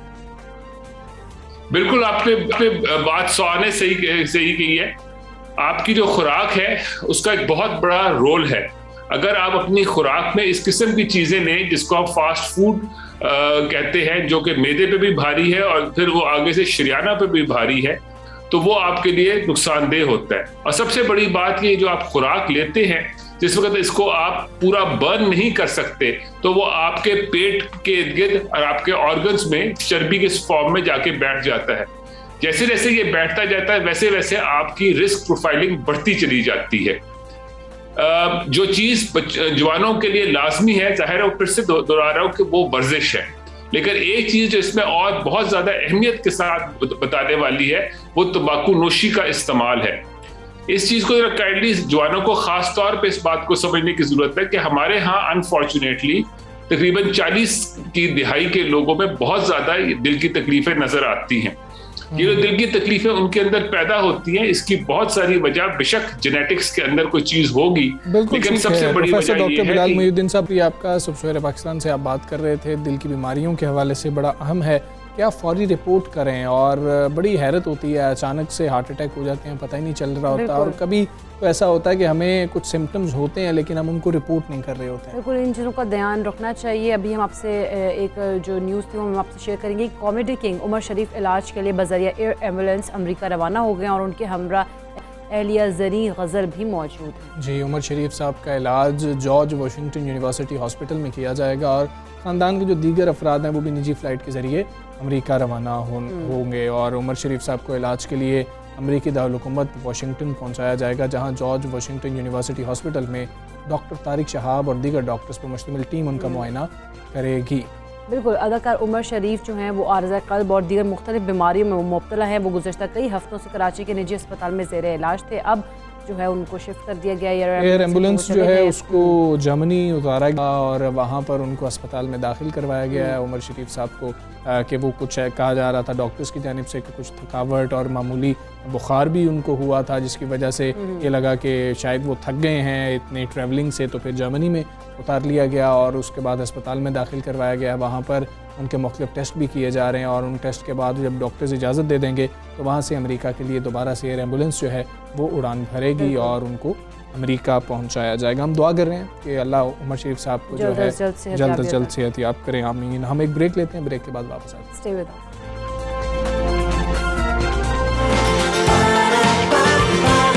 सुबह सवेरे पाकिस्तान, सुबह सवेरे पाकिस्तान।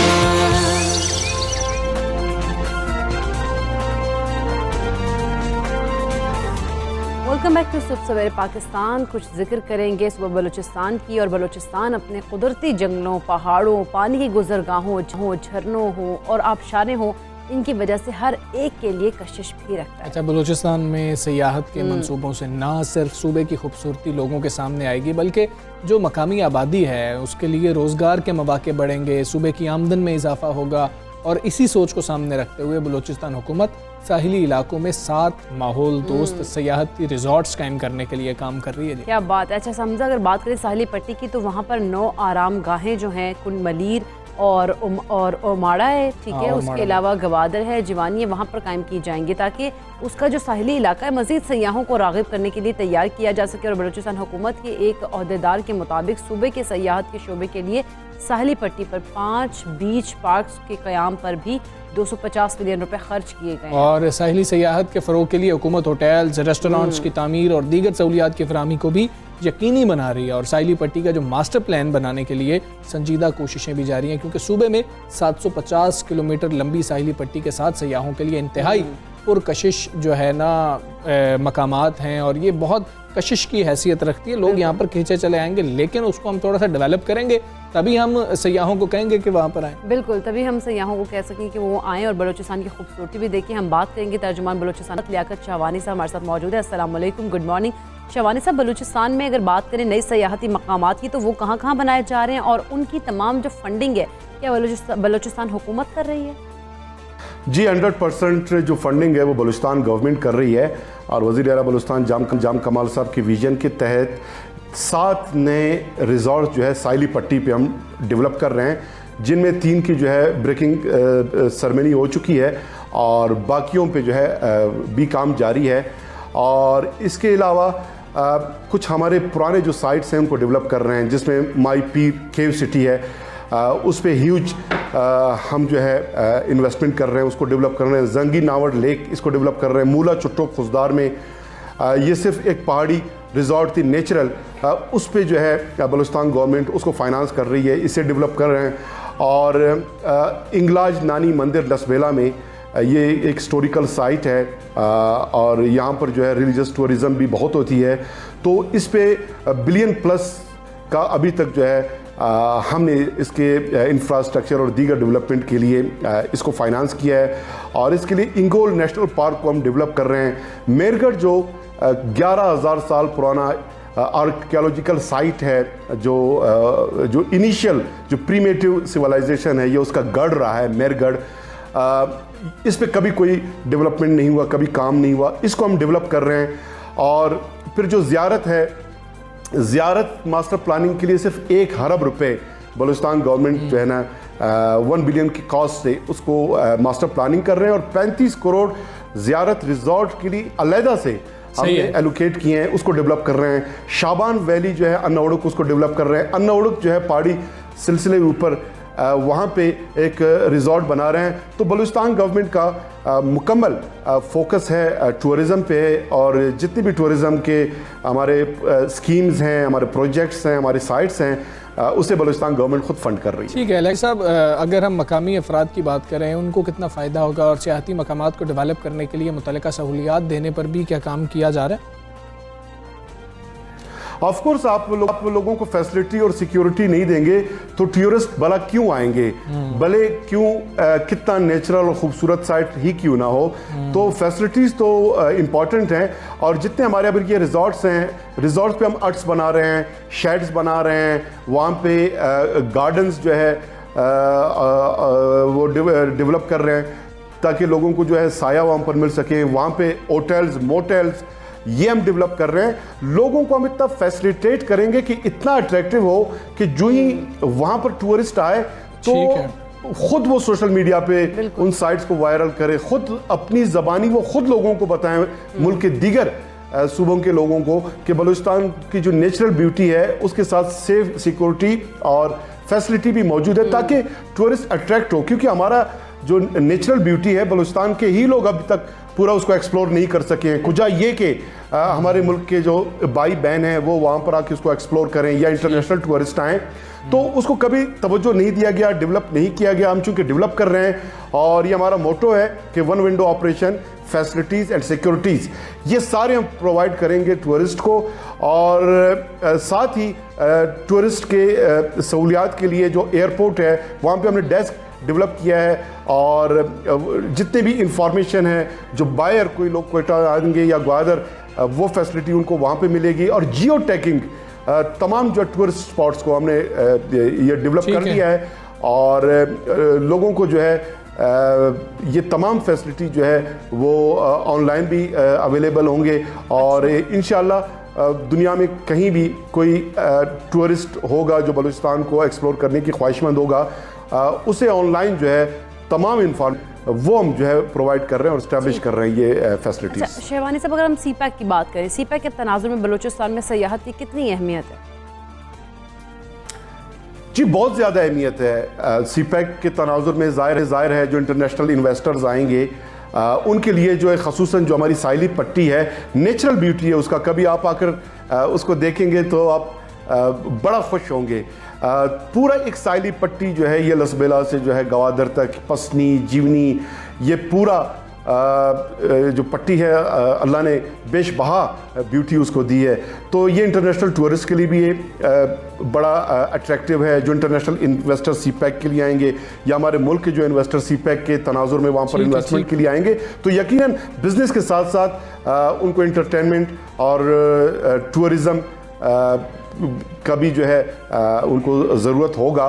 तो उस तनाजुर में पूरे एक पैकेज के तौर पे एक होली अप्रोच के तहत बलूचिस्तान गवर्नमेंट ये टूरिस्ट साइट्स हम डेवलप कर रहे हैं, और हमने रेवेन्यू जनरेट करना है। इस सेक्टर में कभी तवज्जो ही नहीं दिया गया। जो नेचुरल ब्यूटी है उससे जो रेवेन्यू जनरेट होती है, कई एक ममालिक आपको पता है प्राइम मिनिस्टर साहब कोट करते रहते हैं टूरिज़म के हवाले से, KPK ने बड़ा इस पे काम किया है, तो बलूचिस्तान गवर्नमेंट हम भी इस पे काम कर रहे हैं और इंशाल्लाह heavy huge amount of revenue. Liaquat Shah बताइएगा, बलूचिस्तान में जब सयाहत की बात हो रही होती है तो सयाहों के जहन में सिक्योरिटी के हवाले से कई खदशात होते हैं, कई सवालात होते हैं, और इसमें अगर हम सयाहत की बेहतरी बलूचिस्तान की देखें तो सिक्योरिटी का किरदार सबसे ज़्यादा अहम है।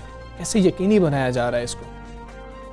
सिक्योरिटी के हवाले से कोस्टल बेल्ट पे कोस्टल पुलिस फोर्स एक नया फोर्स हम रेज कर रहे हैं, जिसमें 960 जवान जो हैं उसमें हम इंडक्ट कर रहे हैं, और इस पे काम का आगाज़ हो चुका है। ये पूरा जो सीपैक का बेल्ट है ये उसको भी सिक्योरिटी प्रोवाइड करेंगे, प्लस जो कोस्टल बेल्ट पे जितने हमारे साथ रिजॉर्ट्स हम बना रहे हैं वहाँ पे भी ये इनकी रिस्पॉन्सिबिलिटी होगी कि जो टूरिस्ट हैं उनको सिक्योरिटी प्रोवाइड कर रहे हैं। इसके अलावा दीगर बलूचिस्तान के मुख्तलिफ साइट्स में ऑलरेडी भी हमारी सिक्योरिटी डिप्लॉयमेंट है। रिसेंटली पीर गैब बोलान हिस्टोरिकल साइट थी, लेकिन एक नेचुरल साइट थी, उस पर 1 रुपया किसी पास की गवर्नमेंट ने कोई उसको फंडिंग नहीं किया, कोई डेवलप नहीं किया, तो इस गवर्नमेंट ने उसको डेवलप करके उसे भी रिजॉर्ट्स को टूरिस्ट के लिए हमने खोल दिया है, और लोग जाके बड़ा एंजॉय कर रहे हैं। और वहाँ पे भी बेहतर जो सिक्योरिटी का मॉडल हमने इस्टेब्लिश किया है, यही मॉडल जो है पूरे बलूचिस्तान में जो हमारे साइट्स होंगे लियाकत शाहवानी साहब, बहुत आपका सब सवेरे पाकिस्तान से आप बात कर रहे थे और बलूचिस्तान की सयाहत के हवाले से हम बात कर रहे थे, सिक्योरिटी के हवाले से उन्होंने हमें बताया, और जब ये नए पॉइंट्स जो हैं और डेस्टिनेशंस जो हैं इनका पता लगता रहेगा और इनको डेवलप किया जाएगा तो फिर ही लोग आएंगे। होंगे तो लोग ज़रूर वहाँ पर जाएंगे क्योंकि बहुत खूबसूरत है बलूचिस्तान। हमारा मुल्क भी अगर पूरे मुल्क की बात करें तो बहुत खूबसूरत है और बलूचिस्तान को अगर हम बात करें तो अभी तक एक्सप्लोर उस तरह से किया ही नहीं। अभी जितनी आप वीडियोज़ देखते हैं या हम सोशल मीडिया पर देखते हैं, कुछ लोग वीडियोज़ जब लगाते हैं जो सयाह होते हैं और वो हम देखते हैं कि इतना खूबसूरत और इतनी खूबसूरती है पाकिस्तान का ही हिस्सा है मतलब। और बलूचिस्तान में है क्योंकि हम लोगों ने एक्सप्लोर नहीं किया तो हम लोगों को आइडिया ही नहीं है। अब अगर फैसिलिटीज़ वहाँ पे प्रोवाइड की जाएंगी तो जाहिर सी बात है जो सयाहत के हवाले से जो है टूरिस्ट हैं वो जाएंगे और उसको एक्सप्लोर भी करेंगे और वहाँ पर फैसिलिटेट भी होंगे। अहम चीज़ है, आज बड़ा अहम दिन है। आज पाकिस्तान समेत दुनिया भर में खुराक के ज़िया से मुतल्लिक आगाही का दिन मनाया जा रहा है, यानी कि खुराक को ज़ाया नहीं होने देना चाहिए, ना ही करना चाहिए, जिसका मकसद लोगों में खुराक को महफूज बनाने से मुताल्लिक शऊर बेदार करना। बिल्कुल हमजा, अक़वाम मुत्तहिदा की रिपोर्ट के मुताबिक दुनिया भर में हर साल 900 मिलियन टन से ज़्यादा खाने की जो अशिया हैं वो ज़ाया कर दी जाती हैं और ज़ाया होने वाली तमाम ग़िज़ाई अशिया के वज़न का अंदाज़ा 1.3 अरब टन सालाना लगाया गया है। और इसकी अगर हम कीमत की बात कर लें, एक अंदाजे के मुताबिक 1 खरब डॉलर तक जा पहुंचती है, 1 खरब डॉलर तक। और दूसरी जानिब रोज़ाना तकरीबन 80 करोड़ 50 लाख अफराद भूखे पेट सोने पर मजबूर होते हैं। अगर पाकिस्तान की बात करें तो यहाँ एक अंदाजे के मुताबिक 40% तैयार खुराक ज़ाया की जा रही है। पाकिस्तान में 37% घरानों को ग़िज़ाई अदम तहफ़्फ़ुज़ का सामना, यानी कि उन लोगों को खाना मिल ही नहीं रहा है। ये 37% को आप ज़रा देखें, ये 37% हैं जिनको ग़िज़ाई किल्लत का सामना है। और आप अपने घरों के अंदर देखें कि हम घरों में कितना खाना ज़ाया कर रहे होते हैं, हमारी प्लेट के अंदर कितना सालन ज़ाया होता है। फिर जो हम किसी को नहीं देते हैं, हम फ्रिज में रख देते हैं, वो ख़राब हो जाती है चीज़, फिर हम उसको फेंकते हैं। और बिल्कुल हम स्टोर कर लेते हैं, देनी नहीं है, जब वो ख़राब हो तो फिर हम वेस्ट कर देते हैं। तो ये जो खुराक हम ज़ाया कर रहे हैं 37% तो भाई पाकिस्तान के अंदर ऐसे लोग हैं कि जिनको उस खाने की ज़रूरत है और आप वो खाना ज़ाया कर रहे हैं। और उस खाने का ये नहीं है कि जी कि वो ज़ाया हो रहा है तो हो बड़ी बुरी बात है, ये हुआ, उसका आपने हिसाब भी देना है। तो जब आपने हिसाब देना तो ये हिसाब बड़ा मुश्किल हो जाएगा। घरों में कम चीज़ पका लें लेकिन उतनी पकाएंगे जितना सब खा सकते हैं। अच्छा, हम शादी ब्याहों पर क्या करते हैं, हम जब जाते हैं हम ऐसे प्लेट भर लेते हैं कि हमारी आंखें भर जाएं, पेट उससे भरे ना भरे, पेट ख़राब हो जाए या हम आधी छोड़ दें, और इतना खाना शादियों पे ज़ाया होता है। अच्छा, बहुत ज़्यादा हमजा हम लोग देखते हैं ये वाकई में जो प्लेट भरने की बात की है, इवन के जो पेरेंट्स हैं वो बच्चों को भी तो वो खा रहे होते हैं, वो अपने जितना उनको अपनी कैपेसिटी उससे बढ़कर अपने बच्चों को भी दे रहे होते हैं कि भाई आप लोग भी खाओ। बच्चे खा नहीं रहे होते हैं, बच्चे जो है वो ज़ाया करते हैं, 1 लेंगे 2 लेंगे, वो सारी की सारी जो है ना वो वेस्ट हो जाएगा। तो इतना ज़्यादा खाना जो वेस्ट कर रहे होते हैं तो इनसे जो है अल्लाह ताला के जो है ना वो अजाब से भी डरना चाहिए कि अल्लाह ताला इस तरह की कौमों के ऊपर अजाब भी ले आते हैं कि जहाँ पर इतनी ज़्यादा बेहुरमती आप रिस्क की कर रहे हो। एक टुकड़ा भी जब नीचे गिरा होता है तो वो आप उठा के खा लें तो उसमें भी आपको सवाब मिल रहा होता है। और हम क्या कर रहे हैं, हम किस तरफ जा रहे हैं। दूसरा, एक हम और चीज़ भी करते हैं इकरा, वो ये करते हैं कि जी कि मैंने इकरा को कहा कि चलो इकरा आज मैं तुम्हें खाना खिलाता हूँ, मैं तुम्हें ट्रीट देता हूँ। और इकरा अगर जाए, इकरा कहेगी कि जी कि अच्छा मैं जो दिल करे ना उसको ऑर्डर कर लूँ, वो मुझसे खाया जाए ना जाए, क्यों? क्योंकि दूसरे ने पेमेंट करनी है। एक तो हमारे ये रवैये बहुत ज़्यादा ख़राब है कि अगर कोई बेचारा फंसी गया, वो आपको खाना खिलाने लगा, आपको रेस्टोरेंट तक लेके चला गया, वो आपने अपने मतलब कि जो भूख है उससे ज़्यादा ऑर्डर कर लिया, तो ऐसे भी मत किया करें। ये छोटी छोटी चीज़ें जिनको अगली बार फिर आपको कोई सही दावत नहीं देगा। गलत कितना है, आप खुद सोचेंगे ये आपके साथ कर रहा हो तो कितनी गलत बात। दूसरा, घर में जो चीज़ बच जाती है ना उसको 4-4, 5-5, 10-10 दिन स्टोर करने से बेहतर है कि आप किसी को दे दें, किसी की भूख जो है उसको मिटा दें। एक आप इतनी अच्छी प्रैक्टिस भी कर सकते हैं कि जो घर में आपके कोई काम करने के लिए आ रहे हैं या कोई भी आपके घर आ रहा है उसको सर्व कर दें फ़ौरन से कि अगर ये खाना जो है वो ज़ाया ना हो जाए। और दूसरी चीज़ आपको ये बताएं, आप रेस्टोरेंट्स में जिस वक्त खा रहे होते हैं और आप खाना छोड़ देते हैं और वो खाना साफ़ होता है, उसको पैक करवाएं। अगर आपने घर में नहीं भी खाना, अब मैंने देखा है कि लोग ना शर्म महसूस करते हैं पैक करवाते हुए कि यार क्या पैक करवाएंगे, घर लेके जाएंगे, किसी ने नहीं खाना, हमने तो खाना खा लिया। आपको वैसे तो हम इसको प्रमोट नहीं करते हैं, गदागरी को बिल्कुल भी नहीं करते हैं और ऐसा होना भी नहीं चाहिए, लेकिन आपको जो सड़क पे गरीब लोग नज़र आते हैं आप वो साफ खाना उनको दे सकते हैं कि वो खा लें। बिल्कुल, हम इसको प्रमोट तो नहीं करते, लेकिन जब बच्चे जो होते हैं खास तौर पे, जिस तरह से कहा भी जाता है, फाउंडेशंस भी कहते हैं कि बच्चों को पैसे देने के बजाय कोई खाने पीने की चीज़ दें। तो अगर कोई ऐसी खाने पीने की चीज़ बच जाए तो वो उन बच्चों को दे दें ताकि वो खा पी लें। बिल्कुल, ये बड़ा अहम दिन है। इस बारे में हमें शऊर होना हमारे अंदर बहुत ज़्यादा ज़रूरी है। आगाही बेदार करने की ज़रूरत है, आप लोगों को बताने की ज़रूरत थी। हमने अपनी ज़िम्मेदारी अदा की, आप भी अपनी ज़िम्मेदारी अदा करें। हम भी कोशिश करेंगे हमारे घरों से ये मामला शुरू और खाना ज़ाया मत हो रहा हो। कुछ बात कर लेंगे पाकिस्तान क्रिकेट की चीफ़ एग्जीक्यूटिव वसीम खान जो हैं वो अब तक की इत्तलात के मुताबिक ज़राई ये बता रहे हैं कि मुस्ताफ़ी हो चुके हैं या उन्होंने अपना इस्तीफ़ा रमीज़ राजा साहब को, जो कि चेयरमैन PCB हैं, उनको भिजवा दिया। बोर्ड ऑफ गवर्नर्स जो है वो इस हवाले से फैसला लेकिन अगर हम उनकी बात करें मुद्दत मुलाजमत की, तो वो जो है वो फरवरी में उनका होना था, लेकिन वो उससे पहले अपने टाइम पीरियड से पहले ही उन्होंने जो है रिज़ाइन जो है PCB जो चेयरमैन है रमीज़ राजा साहब उनको भिजवा दिया। खैर T20 वर्ल्ड कप के लिए अगर हम बात करें कौमी क्रिकेट स्क्वाड की, तो उधर भी तब्दीलियों का इम्कान है। जिस तरह से वज़ीर-ए-आज़म इमरान खान साहब ने भी डायरेक्शंस तो दी हैं, अब देखना क्या होगा कि अच्छा। कौमी टीम के चीफ सेलेक्टर मोहम्मद वसीम ने हंगामी इजलास तलब तो किया, लेकिन उसके बाद कुछ खबरें ऐसी आई कि उन्होंने शायद ये कह दिया टीम को कि जी कोई तब्दीली नहीं आ रही, आप लोग खुल के खेलें, परेशान होने की ज़रूरत नहीं है। कुछ इस तरह की चीज़ें सामने आ रही हैं। साथ नेशनल T20 कप भी चल रहा है। ये 3 अहम चीज़ें हैं जिस पर हमने बात करनी है। हमारे साथ मौजूद हैं स्पोर्ट्स एनालिस्ट हाफिज़ इमरान। वालेकुम, गुड मॉर्निंग। सबसे पहले तो बात इसी पे ही कर लेते हैं। CEO इस्तीफ़ा दे गए हैं और तब्दीली पहले ही आ गई है। आप क्या समझते हैं कि ये वैसे ही आ जानी थी या सिर्फ इंग्लैंड वाला जो टूर है उसकी वजह से ये तब्दीली आई है? देखिए, बहुत शुक्रिया आपका। सुबह बखैर तमाम देखने वालों को। थोड़ी सी आवाज़ कम आ रही है, लेकिन जो मैं सवाल समझ पाया हूँ वसीम खान के हवाले से आपने बात की है। देखिए, ये तो नविश्ता इतवार था, ये लिखा हुआ था कि पाकिस्तान क्रिकेट बोर्ड के चेयरमैन ने अपनी पहली प्रेस कॉन्फ्रेंस में ये कह दिया था कि वो अपनी टीम बनाना चाहते हैं। अब उन पाकिस्तान क्रिकेट बोर्ड ने ये जारी कर दिया एलानिया के वसीम खान साहब मुस्ताफ़ी हो चुके हैं। देखिए, ये जो मौजूदा सूरत हाल है जिसमें जो 3 साल तक उन्होंने किया है, वो कोई ऐसा काम तो उन्होंने नहीं किया कि जिसकी बुनियाद पर उन्हें कुछ 30, 35, 40 लाख रुपए, जब हम माजी में ये बात करते थे लोगों को बहुत एतराज़ उठता था कि उनकी तनख्वाह का जिक्र नहीं किया जाना चाहिए, लेकिन उन्होंने किया क्या है, करोड़ों रुपए वो पाकिस्तान से ले गए हैं और उसके बदले में तबाही भी पाकिस्तान की क्रिकेट की करके गए हैं। तो इनका जाना अच्छी चीज है, लेकिन उससे भी ज्यादा बेहतर, उससे भी ज्यादा मुश्किल ये है कि अब उसकी जगह पर कौन आता है। मेरा ये ख्याल है कि पाकिस्तान क्रिकेट बोर्ड के नए चेयरमैन चीफ एग्जीक्यूटिव नहीं रखेंगे। वो PCB चेयरमैन और चीफ एग्जीक्यूटिव का ओहदा अपने पास रखते हुए मुस्तकबिल में अपने फैसले करेंगे और किसी भी चीफ एग्जीक्यूटिव को लगाने की बजाय ऐन मुमकिन है कि वो COO को बदल दें, अच्छा COO लगा लें। जो इस वक्त COO हैं उन्हें तो वो कानूनी शोबे से थे, उन्हें सिर्फ और सिर्फ नवाजा गया और उन्हें एक खाली जगह पुर करने के लिए COO लगा दिया गया। तो हो सकता है कि वो चीफ एग्जीक्यूटिव का ओहदा अपने पास रखें रमीज़ राजा और मुकम्मल इख्तियारात के साथ काम करें। और जिन लोगों, मेरे पास जो इत्तलात है उसके मुताबिक ये भी है कि रमीज़ राजा साहब ने उन्हें कहा था कि इख्तियारात कम होंगे, जब इख्तियारात कम होंगे तो तनख्वाह भी कम होगी, और जब फिर तनख्वाह कम हुई तो फिर उनमें उनके दिल से पाकिस्तान क्रिकेट की मोहब्बत खत्म हो गई। फिर उन्होंने फैसला किया कि मुझे वापस ही चला जाना चाहिए। जी अच्छा, बिल्कुल। अच्छा इमरान, हम कुछ कौमी टीम की सिलेक्शन पे बात करते हैं। वज़ीर-ए-आज़म इमरान खान ने भी उसके ऊपर बरहमी का इजहार किया और अब ये भी कहा कि कोई कोई डायरेक्शंस इस तरह की मिल गई हैं कि दी गई हैं इमरान खान की जानिब से कि अब टीम की जो सिलेक्शन है उसके ऊपर गौर किया जाए। कौन से खिलाड़ी आपको लग रहा है कि अब खतरे में हैं और कौन से खिलाड़ी हैं जो कि इसमें आ सकते हैं, कौमी टीम में शमूलियत कर सकते हैं?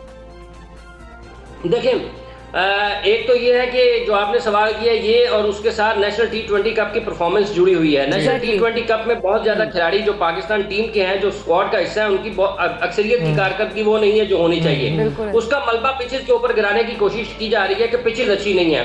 अब इन 7-8 मैचेस में 4 मरतबा 170 से ज्यादा रन स्कोर हुए हैं और कई मरतबा कई ओवर्स बाकी थे और आपका चेज हो गया था, फिर 150-140 से भी ज्यादा रन हुए हैं। तो पिचेस का मसला नहीं है, मसला ये है कि खिलाड़ियों में खेल की समझ बूझ कम है, शऊर और आगाही कम है। जब पिच पे 180 रन हो रहे हैं तो 20 रन तो 30 रन आपने ऐड करने हैं। जब 150 हो रहे हैं तो इस 50 में 30-35 रन तो आपने ऐड करने हैं, और आप अगर वो भी नहीं कर पाते हैं तो फिर आप पिचेस के ऊपर मलबा नहीं डालना चाहिए। तो पिचेस का कसूर नहीं है, खिलाड़ियों का अपना कसूर है। पिचेस को बदलने के बजाय खिलाड़ी अपने खेलने के अंदाज को बदलें। और जहां तक ताल्लुक इस चीज का है कि वजीर-ए-आज़म साहब ने कहा टीम में तब्दीली हो रही है, लेकिन कल तक की जो इत्तलात है, जो कि मोहम्मद वसीम साहब चीफ सेलेक्टर हैं, उन्होंने खिलाड़ियों से मीटिंग की और ये इत्तलात भी है कि उन्होंने अपनी टीम को बैक किया है और उन्होंने कहा है कि कोई तब्दीली नहीं होगी। आप ना जो बताई जा रही हैं चीजें, कि आप कोई तब्दीली नहीं होगी,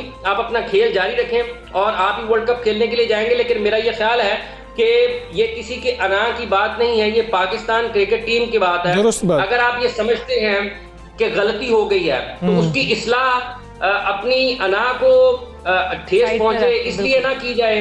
अगर उसकी इस्लाह कर ली जाए तो एक अच्छा खिलाड़ी अगर पाकिस्तान की टीम में शामिल हो जाए और वो वर्ल्ड T20 में पाकिस्तान के लिए बेहतर खेल का मुजाहरा करे, पाकिस्तान के नताइज बेहतर हो सकें, तो इसमें कोई मुजायका नहीं है। तब्दीली अगर बेहतरी के लिए हकायक को, जरूरत को मद्देनजर रखते हुए की जाए तो उसमें कोई ऐसी बात नहीं है। शोएब मलिक अगर आ जाते हैं, शहनवाज दानी आ जाते हैं, फखर जमान ट्रेवल रिजर्व से निकलकर ऊपर आ जाते हैं, या फिर आपके पास उस्मान कादिर टीम में शामिल हो जाते हैं, तो इसमें कोई ऐसी बुराई नहीं है। तो जो खिलाड़ी डिजर्व करते हैं, जो हकदार हैं या जो बेहतर खेल सकते हैं, उनको शामिल करने में कोई ऐसी रुकावट होनी नहीं चाहिए। बिल्कुल ठीक है इमरान। बड़ा मसला यह है कि हमारा मिडिल ऑर्डर जो था वही ख़तरे में था और हम मिडिल ऑर्डर के ऊपर ही ज़्यादा बात कर रहे थे, सोच भी रहे थे। और middle order national T20 cup में भी सारा मिडिल ऑर्डर फ्लॉप है। जिसको हमने रखा वो सब बुरी तरह से पिट रहे हैं। उनसे ज़्यादा रन वसीम जूनियर ने किए हैं, उनसे ज़्यादा रन उसने आमिर ने किए हैं और वो लोग ज़्यादा स्कोर कर रहे हैं। हमारे जो बॉलर्स हैं नीचे आने वाले वो ज़्यादा उनसे स्कोर कर रहे हैं। फिर 29 गेंदों पे 34 या 35 स्कोर किया आजम खान ने, जो कि दुनिया के बेहतरीन स्ट्राइकर हैं, छक्के मारते हैं, बेहतरीन बैटिंग करते हैं। ये सारे मसाइल हैं और अभी भी आपको लगता है ये अना का मसला बनाया जाएगा या फिर मोहम्मद वसीम ने बस वैसे ही टीम को कहा कि अच्छा अभी खेलो, अभी अगला मरहला भी है, 3-4 परफॉर्मेंसेस भी आ गई तो मेरी जो सिलेक्शन है वो भी शायद जस्टिफाई हो जाए कि मैंने ठीक किया। देखिए मिडिल ऑर्डर का आपने सवाल उठाया, बिल्कुल ठीक है। आजम खान का स्ट्राइक रेट दुनिया में सबसे अच्छा है, स्पिनर्स के खिलाफ कहा जाता है। कितने मैचेस उन्होंने खेले हैं? क्या वो स्ट्राइक रेट अगर हर गेम मैच में एक छक्का लगाए पहले पर, दूसरे पर आउट हो जाए तो 300 का स्ट्राइक रेट बन जाएगा? तो आप क्या उसको उससे मुवाजना करेंगे? और दूसरी बात यह है कि जब वो स्पिनर्स के खिलाफ अच्छा खेलते हैं तो क्या दूसरी टीमों को हम ये पहले से मुआहदा करके जाएंगे कि जब आजम खान खेलने के लिए आए तो आपने फास्ट बॉलर्स को नहीं लगाना, आपने सिर्फ स्पिनर्स को लगाना है क्योंकि वो स्पिनर्स के खिलाफ भी अच्छा खेल सकते हैं। तो जो बात आपने की है वो ठीक है कि मिडिल ऑर्डर में जो खिलाड़ी थे उनकी अक्सरियत नाकाम रही है। आपको अनवर अली के रन्स नजर आते हैं, 2 इनिंग्स उन्होंने अच्छी खेली। आपको आमिर यामीन के रन्स नजर आते हैं, 2 इनिंग्स उन्होंने अच्छी खेली, 1 इनिंग उन्होंने अच्छी खेली।